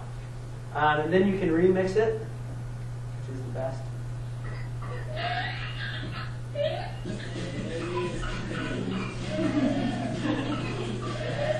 Yeah. Okay, so 2 weeks of cough, plus all that stuff. You can do a specimen and a PCR to make sure. Great. So why does this happen? Well, what Bordetella pertussis does is it comes in and it binds to the ciliary, your epithelial ciliary cells in the lung. And what it does is it causes stagnation of the ciliary movement. And so what it does is that then irritates the lining of the epithelial lung tissues, and so that's why there's chronic coughing, there's chronic irritation. You also can't move any of that mucus up because all of your ciliary escalator is stasis. It's stagnant. It can't work. And so you actually have to wait for new epithelial cells to grow in and replace those old cells. So you can't remove those toxins off the cell. So that's why the cough can last for so long. So in 2012, we had a pretty big outbreak of pertussis. This was just like the biggest outbreak in 50 years is all. And so you can see that it really kind of went off the charts for the past couple of years. 2012, we were up here at like record-breaking levels. Missouri, Kansas, really high rates, 14.6, 10.6.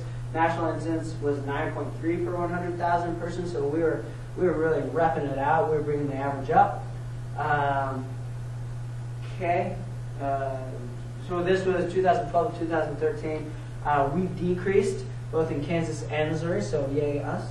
And then, all right, so antibiotics do not alter the clinical course of pertussis because really, again, it's just toxins that have gotten in the lungs. You can't move the toxin out. We just have to wait for the cells to regrow. But we do go ahead and treat with antibiotics, and that's to prevent the spread of pertussis to other people. So it decreases the rate or the amount of time that pertussis can infect others. So azithromycin is going to be a first-line therapy. It's just your standard dose, 5-day therapy. Bacterial moves back up for intolerances or allergies.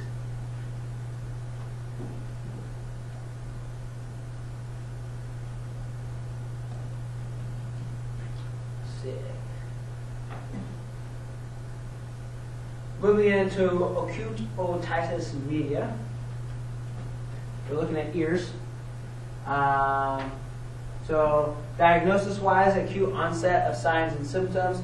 They have generally middle ear effusion, so there can be bulging of the tympanic membrane. Usually there's fluid that's observable behind the tympanic membrane. There's also generally middle ear inflammation, so you can see the difference there, the redness and inflammation associated with that middle ear, and a lot of pain due to that inflammation and due to the fluid buildup behind the membrane that causes the inflammation. So these are all things that we aren't looking at, but the physician is to see that. And then the main thing that we want to do is address the pain. So acetaminophen and ibuprofen, and these are generally going to be pediatric patients. So we're going to use our pediatric doses of Tylenol and ibuprofen. Antibiotic-wise, it's really going to be based on age in terms of whether or not we treat them with antibiotics. So if they're less than 6 months old, they get antibiotic therapy.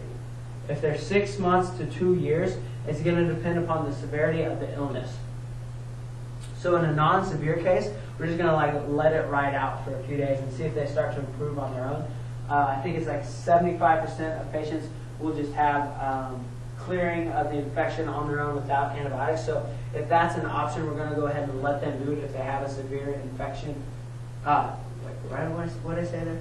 If they have uncertain diagnosis and non-severe case, then let them ride out. If they have uncertain diagnosis, what did I say there? Yeah, observation's an option. All right, great. That's what I said. Okay. And if they're greater than 2 years in uncertain diagnosis, same thing. We're just going to do observation, let it clear on its own. And actually, if they're 2 years old or more, we can consider an observation based on the severity of the illness as well. Because again, just some clearing that can occur without antibiotics. So 6 months, all of them get antibiotics. If it's uncertain, 6 months to 2 years, possibility for observation. 2 years or older, if it's uncertain diagnosis, definitely observation. May even consider non-severe patients with certain diagnosis not giving them antibiotics. So most commonly strep pneumonia and H. influenza here. Because we're starting to see more and more resistance with amoxicillin to strep pneumonia and H. influenza to amoxicillin, this is where Augmentin again has kind of come in with new guidelines as a recommendation. If they have a high temperature, we're going to use Augmentin. If they don't have a high temperature, amoxicillin is what's preferred. Penicillin allergies, you can see there, third generation cephalosporins. So everything's backing up what we talked about in terms of penicillin to cephalosporin cross sensitivity. Third generation cephalosporins don't have a high concern for cross sensitivity there.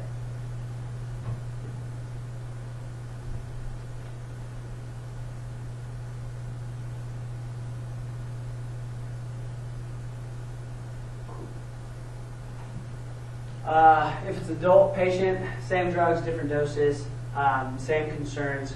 So we just use amoxicillin, higher dose, 2 to 3 times a day. Pretty rare in adult patients. They probably have some kind of structural deformity in which otitis media is more commonly going to occur within them.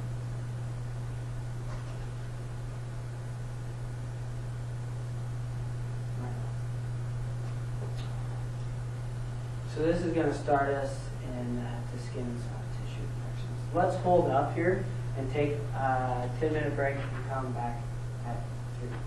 Sound good? Okay. Then we'll get into all the skin stuff and see where we're at that point. That'll probably be another hour. Awesome. Yeah. Okay. There we are. So we're going to do animal bites and get into skin and soft tissue infections. So animal bites actually more common than one might think. About 1,000 dog bites per day throughout the U.S. Only infectious in about 5% of the time, though, dogs. And it's mostly because the wounds that they cause are more like traumatic wounds, just crush wounds, because their teeth are wider versus a cat that has more of a puncture type effect where they have thinner more jagged type teeth, so they go down deeper and they can cause more osteomyelitis and septic arthritis because they get down into the joint and down near the bone. And so they have infections about 50% of the time. So you guys remember this, right? The cute, cuddly cat, and then you kind of say it like causes problems, right? So cats definitely meaner than what we would expect. So we just need to have an awareness of that. The main thing that we're worried about from a pathogen standpoint is Pasteurella, which is oral flora for most animals. So anaerobic coverage for Pasteurella. Augmentin is our drug of choice because it has that anaerobic coverage for Pasteurella. Ciprodoxy can be used as an alternative in true type 1 penicillin allergic patients. And then cephalosporins, macrolides, Clenda, poor activity against Pasteurella, so don't use them alone. We would usually use them in combination with another agent. Duration is 5 to 7 days, but really the main thing that you need to remember is that from an outpatient basis, any kind of animal bite, Augmentin is drug of choice for Pasteurella. Human bites, so you can have occlusive or clenched fist, which occlusive would be someone actively biting someone else. Clenched fist is when you get in a fight and one dude hits another dude in the mouth, so that would be like a clenched fist bite. So the person who hit their mouth, so there's opportunity for an infection there. So we think of oral pathogens, strep viridans, staphylococci, Eikenella. Anaerobes would be the Fusobacterium, Peptostreptococci, and Prevotella. Really, we're going to use the same antibiotic here. Unison would be inpatient use, or Augmentin for outpatient, where we get anaerobes, gram-negatives, gram-positives. We're not really looking for any resistant type pathogens in these infections.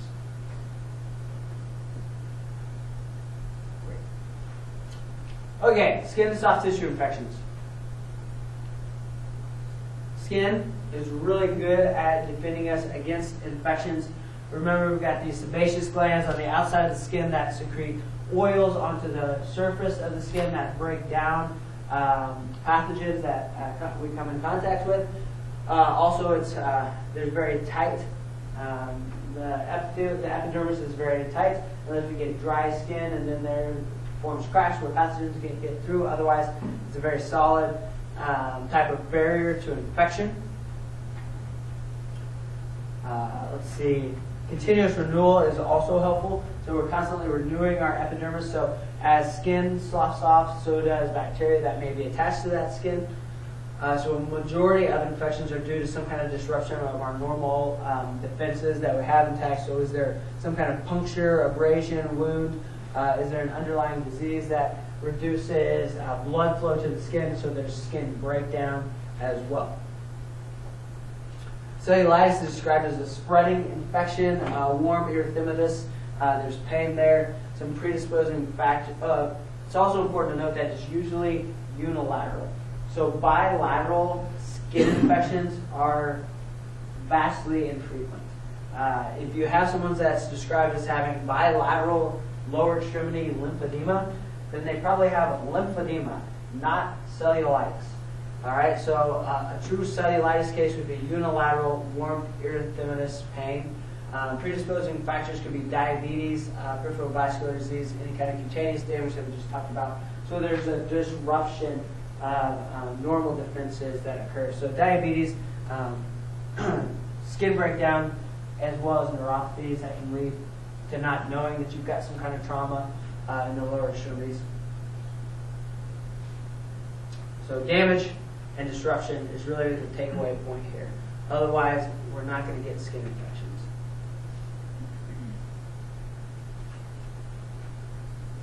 So 10 to 30% of cellulitis is not cellulitis. Impressive. All right. So other things we need to take into consideration are DVTs. So we want to look at the D dimer, do an ultrasound. If the D dimer is positive, if the D dimer is negative, then we rule DVT out. Is it a stasis dermatitis, venous insufficiency? So those are going to be in the lower extremity where we see fluid accumulation. Generally, that's going to be kind of a bilateral presentation in which we see stasis, dermatitis, and venous insufficiency. And then also looking at our drug-induced edema, so possibly amlodipine. He's got the lower extremity edema associated with it. Do they have a new prescription for that? Possibly that could be the reason that we see the edema. So staph, strep, primary causes. So this is group A strep, strep pyogenes. Remember, group A strep, still really sensitive to penicillin. Common theme there. So group A strep. Increasing drug resistance associated with community-acquired MRSA accounts for nearly 40% of skin and soft tissue infections overall. And then if we inappropriately manage those patients, we got increased risk for resistance, amputation, and death. Amputation really high in our diabetic patients, so we do want to be aggressive with our antimicrobial therapy for those individuals.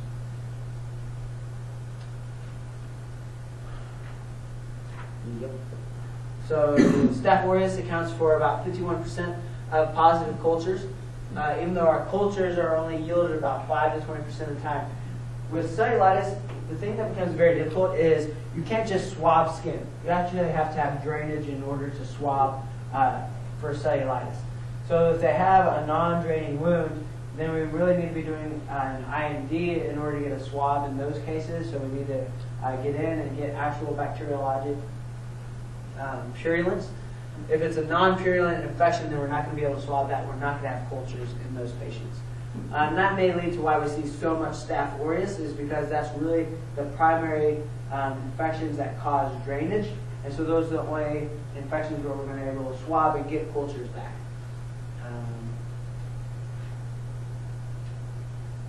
Purulence. There you go. So strep, not very purulent. Staph, pretty purulent. Pretty purulent. MRSA, according to this 2006 study, accounted for 59% purulent cellulitis. So again, if we see purulence, we need to empirically cover for MRSA. Here's a little bit better breakdown of that. MRSA, 60%, MSSA, 17%. And then you can see your streps only account for about 7% of those purulent cellulitises. So anytime there's purulence, cover for staph.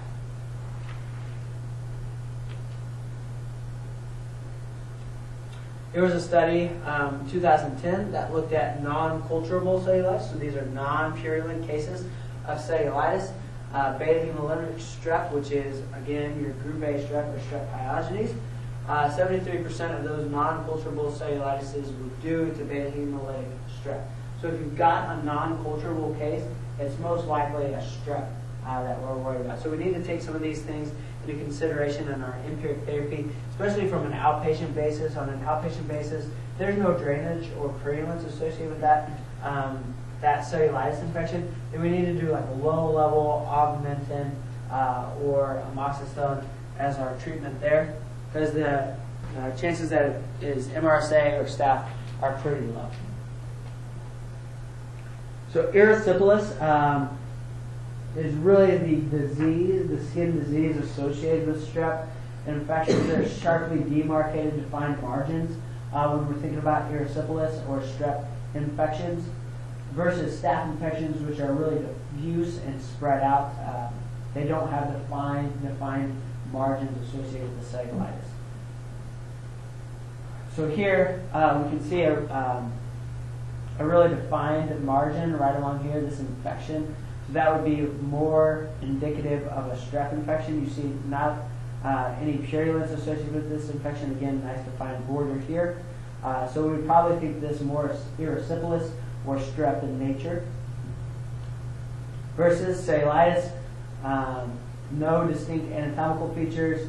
It's purulent, diffuse presentation. I got a good picture of that. Poorly defined. Great. So you can see lots of purulence here. The one on the left, the drainage onto whatever medical paper that is underneath it. It also doesn't have any defined borders there. You can see patches all over the place. So pretty diffuse, and same thing with lower right. Although the lower right is bilateral, so a case for bilateral cellulitis in this case. Did you say it is raised or is not raised? Staph? Staph is not raised usually. When we look at community-acquired MRSA versus MSSA, there's no definitive distinguishing features. So staph can be purulent, just like MRSA can be purulent. But I have a feeling I'm going to say something here. Some risk factors for MRSA, however, there's a lot of them. One of the biggest ones is history of MRSA, and then 2 is presentation with a quote-unquote spider bite. So that's really just an abscess formation from MRSA, specifically community-acquired MRSA, where there's probably that PVL toxin being released. It causes a small abscess to form. You've got purulence that's forming in that pocket and makes what looks like to be a spider bite. So unless they come rolling in with the spider that bit them, we're going to call that MRSA.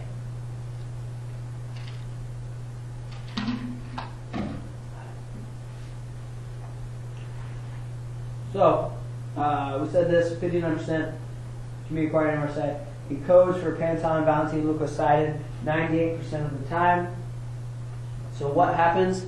Let me see what happens here. So you've got MRSA here. It's producing this Panton, Valentine, leukocidin toxin. What it does is it hits on your white blood cells, your polymorphonuclear leukocyte. And what that does is it causes a little bit of irritation to this PMN.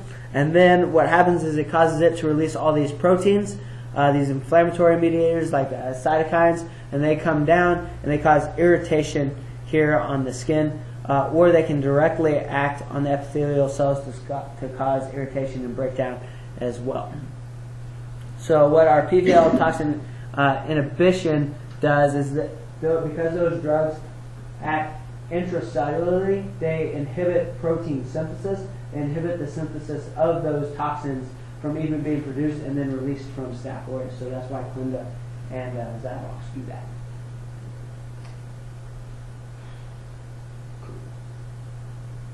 So we saw this earlier. Just a reminder, community-acquired MRSA, more virulent, but more susceptible. 19 additional toxins that it encodes for versus hospital-acquired MRSA.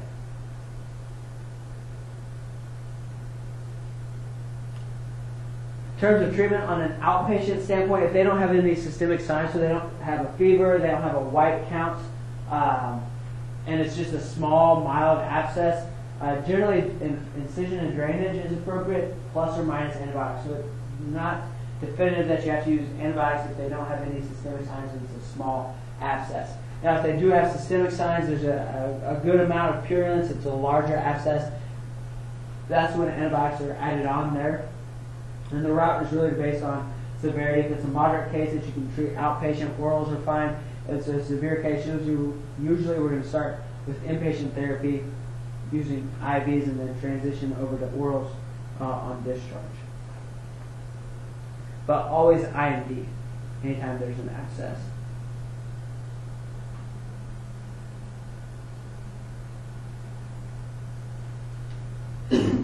Our antibiotics. If we've got cultures back that say it's MSSA, then our options become beta-lactams that inherently have penicillinases or that are anti-staph. I didn't say that right. So, if we have a culture that says it's MSSA, we can use directed therapy with a beta-lactam that has anti-staph activity or that has a beta-lactamase inhibitor associated with it. So that would be dicloxacillin, Keflex, or Augment would be appropriate outpatient choices for directed MSSA therapy. Also, if it's non-purulent, in which we think it's probably beta-hemolytic group A strep, then we could use those components as well. But if there's purulence and we don't have a culture back, we need to empirically cover for MRSA. So those would not be appropriate choices. So empiric coverage for MRSA or directed coverage for MRSA includes clindamycin, Bactrim, Doxy, or linezolid, really with preference for Bactrim or Doxy over Clinda and linezolid initially. Clinda's got that high rate of C. diff and antibiotic-associated diarrhea with it, and then linezolid is far more costly. I want to reserve it for more hospital-acquired MRSA versus using it for community-acquired MRSA. With the previous doxycycline shortage that they had, is there any problems with using monocycline in place of the doxy? Just the side effect of it. It's equally as effective. If they don't get vertigo, good. Yeah, it's fine. Tetracycline too, for that matter.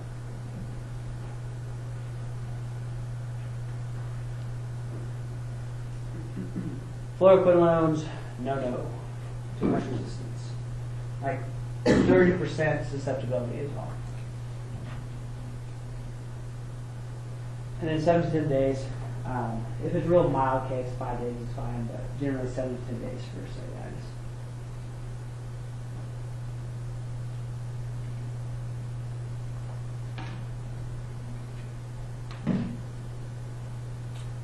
So when we're looking at these beta-lactams that we can use for MSSA, remember dicloxacillin has that short half-life, so frequent dosing every 4 hours generally for it. It doesn't have good gram-negative rod coverage, so really just limited to MSSA coverage. Keflex, short half-life, but better than dicloxacillin, so you can use a QID. You can use high-dose BID, so 500 BID can be appropriate for cellulitis. Do need to do the renal adjustment to reduce our risk of seizures. And then with the augmentin, we pick up the anaerobic activity. So if it looks like it could be some kind of mixed infection, it might be a good choice. You can also get gram-negative pathogens. And and it's twice a day dosing, which is more convenient than our other options. The only thing is that higher doses with the clavulanic component, we see more diarrhea.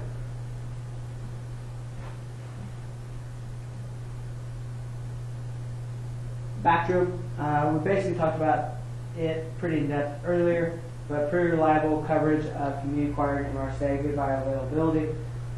We can actually use it as a PO option for osteomyelitis, like in the 2-week therapy because it gets in the bone really well. So good tissue penetration with Bactrim. And then you've got those other side effects that we've talked about twice now, so hopefully you have those down. Crystalluria, drug interactions, connectors, neurotubular defects. Clinda, cheap, good tissue penetration, PVL toxin inhibition. It's just got that diarrhea associated with it that really limits its ability or limits its use. Additionally, there's a high rate of inducible resistance with it. It's due to the MLS gene, which is the macrolide leukomycin streptogrammin resistance pattern. And it's from the gene, ERM. So what we have to do is a D-zone test. So if we see that erythromycin is resistant on our susceptibilities, we want to make sure that we did a D-zone test. So you can see there's erythromycin on the left, no zone of inhibition there, so resistant.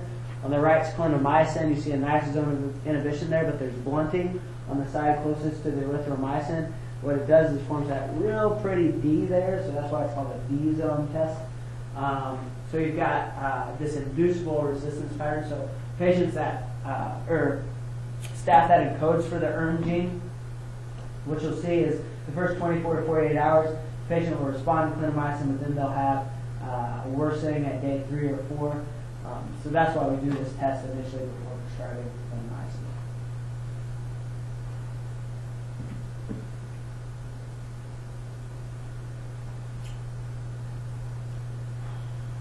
Doxycycline, cheap, bioavailable, no adjustments. All our data on community-acquired MRSA is from observational studies, so no prospective studies, but it still works, so we still use it. Teeth staining, photosensitivity, chelation, esophageal irritation. Third time we talked about that too. So hopefully you've got that down.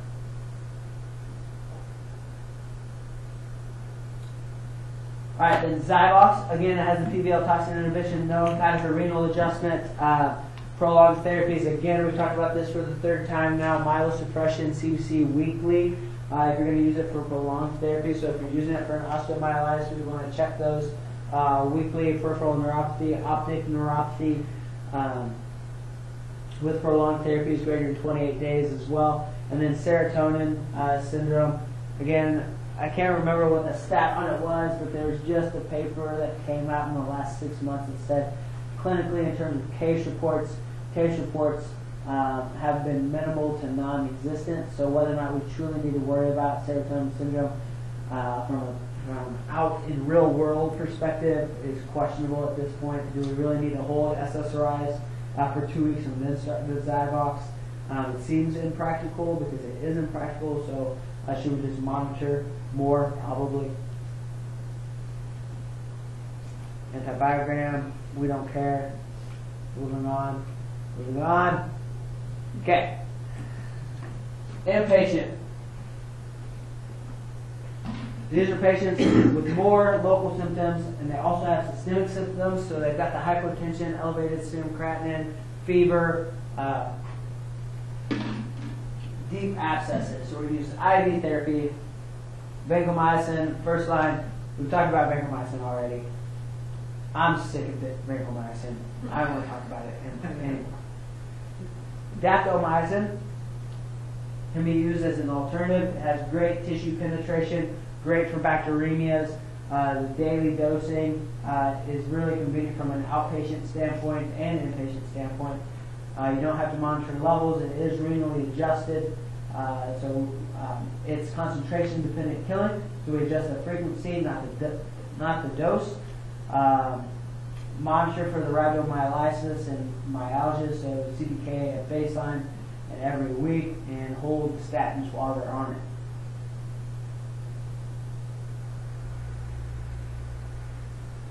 Zyvox. I feel like I just talked about it, so I probably shouldn't do that again. Other agents, Cinercid, synergistically cidal, and myalgia is grade 4 problems, so not used with a great amount of frequency. Usually where I most commonly see it is VRE infections, to be honest, VRE bacteremias. Tigecycline is awful. Again, don't use it. What's good about it? You don't have to renally adjust it. It gets gram-negative pathogens. Okay. High rate of nausea, vomiting, diarrhea, like 60% nausea, vomiting, diarrhea. No slip interactions. It's a tetracycline derivative. I'm just brain dumping at this point. Static. It doesn't get into the air. Newer agents. Ceftaroline, 5th generation cephalosporin, approved for skin and soft tissue infections, now has the approval for the community-acquired pneumonia as well. It's expensive. You don't have to do monitoring. It gets MRSA. So if you've got hetero-resistant MRSA or Visa or Versa, it could be a good choice outpatient. Really don't know what its niche is yet.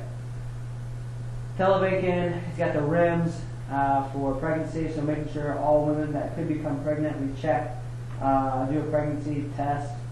And what else did I say about it earlier? I don't know, I felt like I had a bunch of things that were bad about it. Oh, more renal toxicity than bank. And serum creatinine bumps. Yeah, it's worse than bank on the kidneys. So.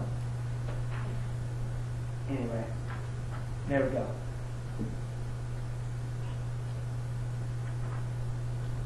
Adjunct Clinda, if you've got worsening inflammation over the first 24 to 48 hours, could indicate PBL toxin. Elevate area, support stockings.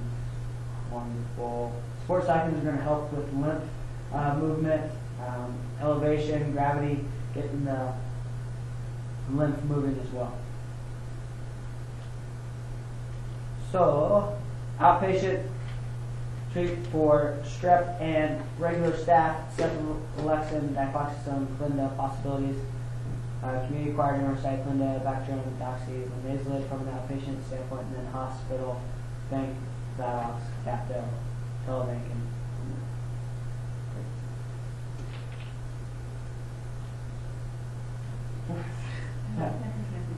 You like it, huh? You like seeing people get it. All right, right, so cellulitis, but there is a disproportionate constant pain. So they have really, really super bad pain, but all they have is like some erythema. You're like, what the heck? Why are you in such bad pain? And it also can be like a wooden hard feel to the subcutaneous tissue. Usually really high leukocytosis. CRP is really high. CPK can be really high because you've got muscle breakdown occurring. It's flesh eating. So you got the piranhas that are like, hey, the flesh eating bacteria are taking on our territory. Isn't that funny? Haha. Okay, so this is kid who's got necrotizing fasciitis. You can see that this is not impressive, right? This is not impressive. He's probably in really bad pain. Then we go in, we open him up. He basically has just like liquid flesh inside because just eating away at the flesh. So surgical intervention is really necessary. So you got profound necrosis in this patient. It's very progressive. It'll worsen very quickly. Here you can see just treatment, really go into surgery, get all the necrotic tissue out, and just repeat surgery about every day to get all the necrosis away. Most commonly, strep pyogenes and staph. Strep pyogenes is really the big player in necrotizing fasciitis, but there is a polymicrobial component to it as well.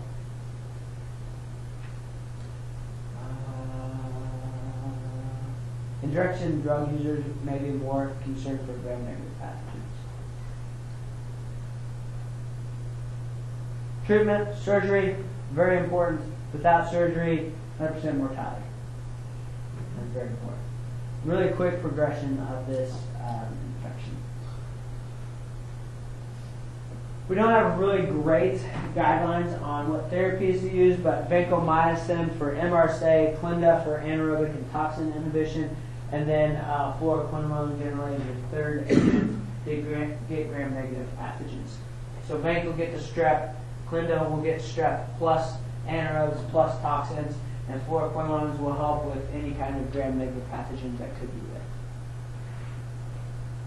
And then surgery, surgery, surgery. 10 to 14 days after no more surgery is needed. They usually that broad up front on the coverage? Yeah. Just to be safe, even Yeah. usually it's this way. Yep. Yep. Pretty broad.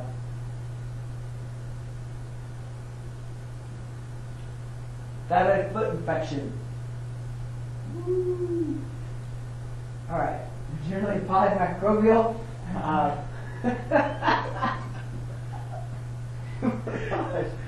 Do you remember Kaylee Schumacher, her reaction when you told her the story about the person in Virginia? She was not very happy with that story. No. Alright, so the story is, physician I knew said she had a patient in Virginia that lived in, she was like a mountain person, so lived up in the mountains and then would come in every once in a while and get her diabetes checked.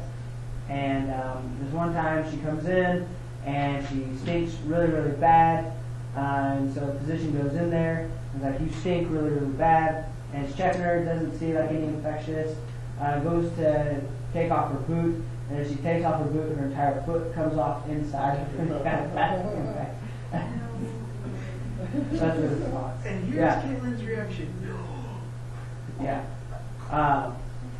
But she didn't know. Like, she had peripheral neuropathy so bad that she had such poor diabetes care that she had neuropathy and didn't ever know. So did a little bit more investigation. She had like this piece of glass that had gone through her boot and just like stayed in there. She just been doing like wash baths where she would take a wash rag and just kind of clean some general areas. Didn't do really profound cleaning. And so that's why diabetic foot infections can be bad, is because they don't know they have infections because of the peripheral neuropathy. That's my story. Okay. Moving on.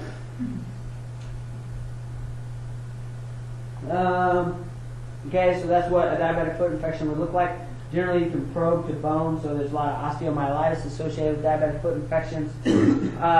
The new guidelines really emphasize determining what the risk for MRSA and what the risk for Pseudomonas is, because in many cases, we're treating people for MRSA and Pseudomonas that don't need treatment for MRSA or Pseudomonas. So have they recently received antibiotics in the past month? If yes, then we can consider some kind of gram-negative pathogen. If no, then we just really want to target in on gram-positive cocci. What's their risk of Pseudomonas? Remember, it's usually found in water environments. So have they been using like a bath, some kind of hydration bath or a whirlpool bath for an extremity that's infected, then we would consider Pseudomonas. But it's usually unnecessary. So there's been a couple studies. One study looked at just overall rate of Pseudomonas, and I think it was somewhere around like less than 5% of diabetic foot infections had Pseudomonas. And there's another study that looked at patients that if they ended up having Pseudomonas, they were generally being treated with non-anti-Pseudomonal pathogens and still had improvement without having an anti-Pseudomonal antibiotic. So do we really even need to treat in those cases? Yeah, less than 10% of wounds have Pseudomonas. Risk factors: soaking their feet, failed non-anti-Pseudomonal therapy, have a really severe infection, and so in those cases we can consider Zocin as treatment with carbapenem. But a person having diabetes and cellulitis is not a Pseudomonas risk factor. Let's be clear here. If I have lower extremity cellulitis and diabetes, that doesn't mean I need anti-Pseudomonal therapy.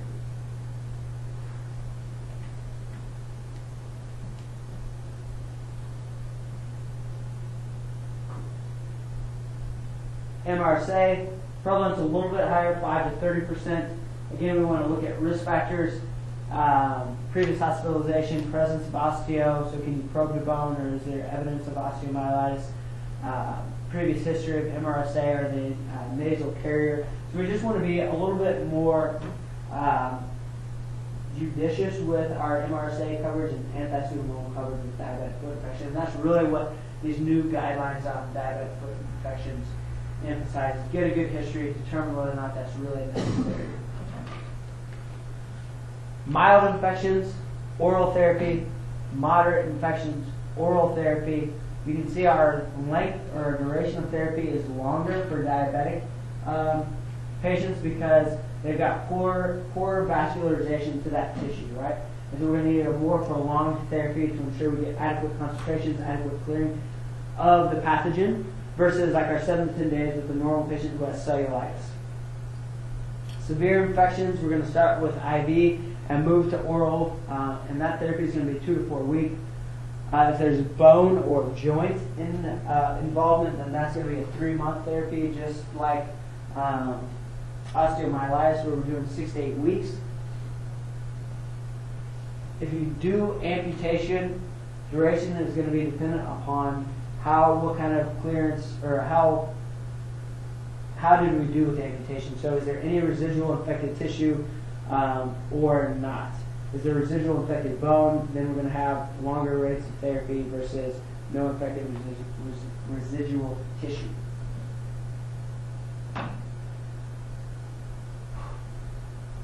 Right? So much to know. Yep, okay, great. I should have been doing this while I was saying that. All right, treatment. Is there MDR risk? If not, then we're just going to cover staph and strep. So just like with outpatient directed therapy towards MSSA, Augmentin, Kevlex, Clinda. If they are at risk for MRSA, Doxy or Bactrim plus beta-lactam, because strep pyogenes resistance is increasing for Bactrim. So we want to pair that up with the beta-lactam if we're not getting cultures. So these are more mild here. So you can see those are just tiny little abscesses that have there. You can't probe the bone on those, so no osteo. From an inpatient basis, again, assessing MDR, pathogen need. If they come inpatient, generally it's going to be a more severe infection, so we want to cover for MRSA. Make sure we've got general gram-negative bug coverage as well. So Unicin is a good complement to vancomycin because we pick up the anaerobes with it. But if we don't need Pseudomonas, then we're going to stay away from Zosyn for the time being. Now, if you assess the patient and they have risk factors for Pseudomonas, they've been doing whirlpool on their feet, or they've been playing in the pool, or they have a history of Pseudomonas, or they failed non-anti-Pseudomonal therapy, then we can add on Zosyn to the vancomycin. If they have a penicillin allergy, then Cipro might be appropriate for that patient.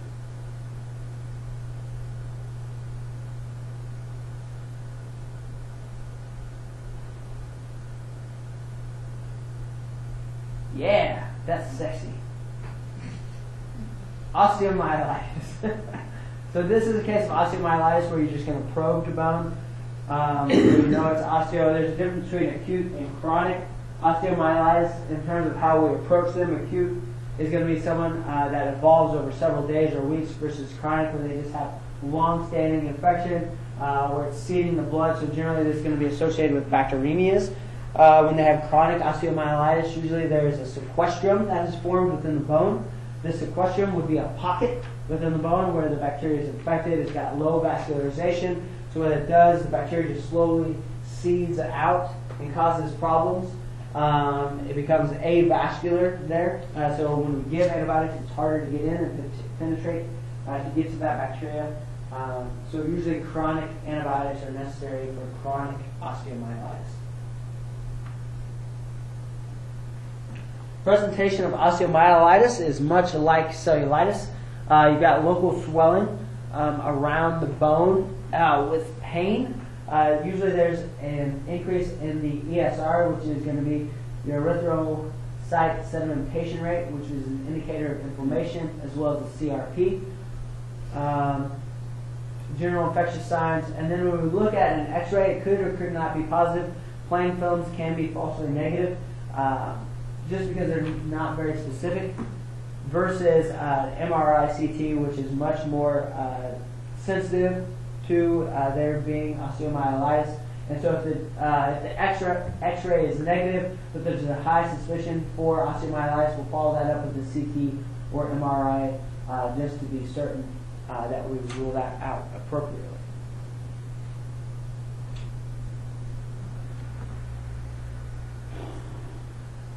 Huge. I'm sorry. The talking is definitely starting to build up. I can't believe that the listening is any better at this point. All right. So empiric treatment is going to be vancomycin. We have concern for MRSA when there's osteomyelitis, and then our second gram-negative coverage agent is going to be dependent upon history. So do they have IV drug use, or is there a surgical history? Then our concern for Pseudomonas increases. So if that's the case, then ceftazidime or cefepime would be appropriate options for gram-negative coverage on top of the vancomycin. If it's vertebral, if the osteomyelitis is vertebral in nature, then there's a high incidence of E. coli. So rocephin or cefazolin would be appropriate in those cases, something to cover E. coli. And then if there's vascular insufficiency, so are they a diabetic patient, peripheral vascular disease, then we kind of use the diabetic foot infection guidelines to guide our therapy there. With vertebral infections, the thing that's kind of interesting about those is it's always going to be a paired infection. So it's always going to be T1 and T2, T3 and T4, T5 and T6, because each set of vertebrae is fed by the same blood supply, so they are innervated with that same connection there. And so if one is infected, it's going to see that other vertebrae very easily. And so it's usually a co-destruction of two vertebrae that are being fed by the same blood supply. Length of therapy, 8 weeks is optimal based on literature that says 2 to 6 weeks, you have a higher rate of recurrence, and then greater than 10 weeks, for whatever reason, we have a high rate of recurrence as well. I can't really figure out why that is, but that is the case. So we shoot for 8 weeks. Parenteral therapy for the entirety of that 6 to 8 weeks. That's based on more animal studies more than anything, where we used oral therapy and then had a higher rate of recurrence in those situations. As well as we know with oral therapy, we don't get as high blood concentrations as we do with parenteral therapy.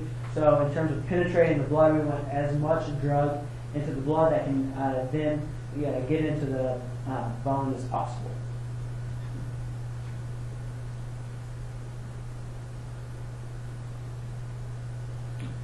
So we're getting more and more evidence to say that we can use oral therapy for those last 2 weeks. So IV therapy for 6 weeks, and then for possibly the last 2 weeks, use oral therapy with agents that have excellent bone penetration. So that includes fluoroquinolones, doxy, linezolid, Bactrim, Clinda. What was I going to say there? Something really profound, I'm sure. These are the same agents that we're going to be using for chronic osteomyelitis as well. So they have good bone penetration. Usually when it's a chronic osteomyelitis, our therapy goes from 6 to 8 weeks to 6 months. So if it's a chronic osteomyelitis, oral therapy for 6 months. So, and directed that based on what the cultures and sensitivities show us.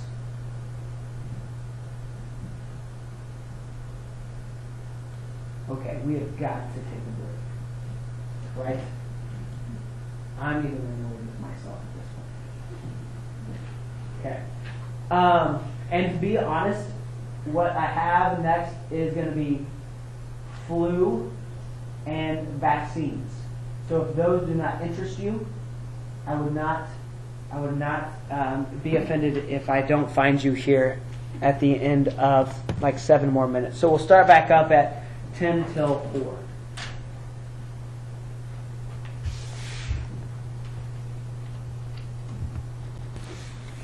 All right. Influenza.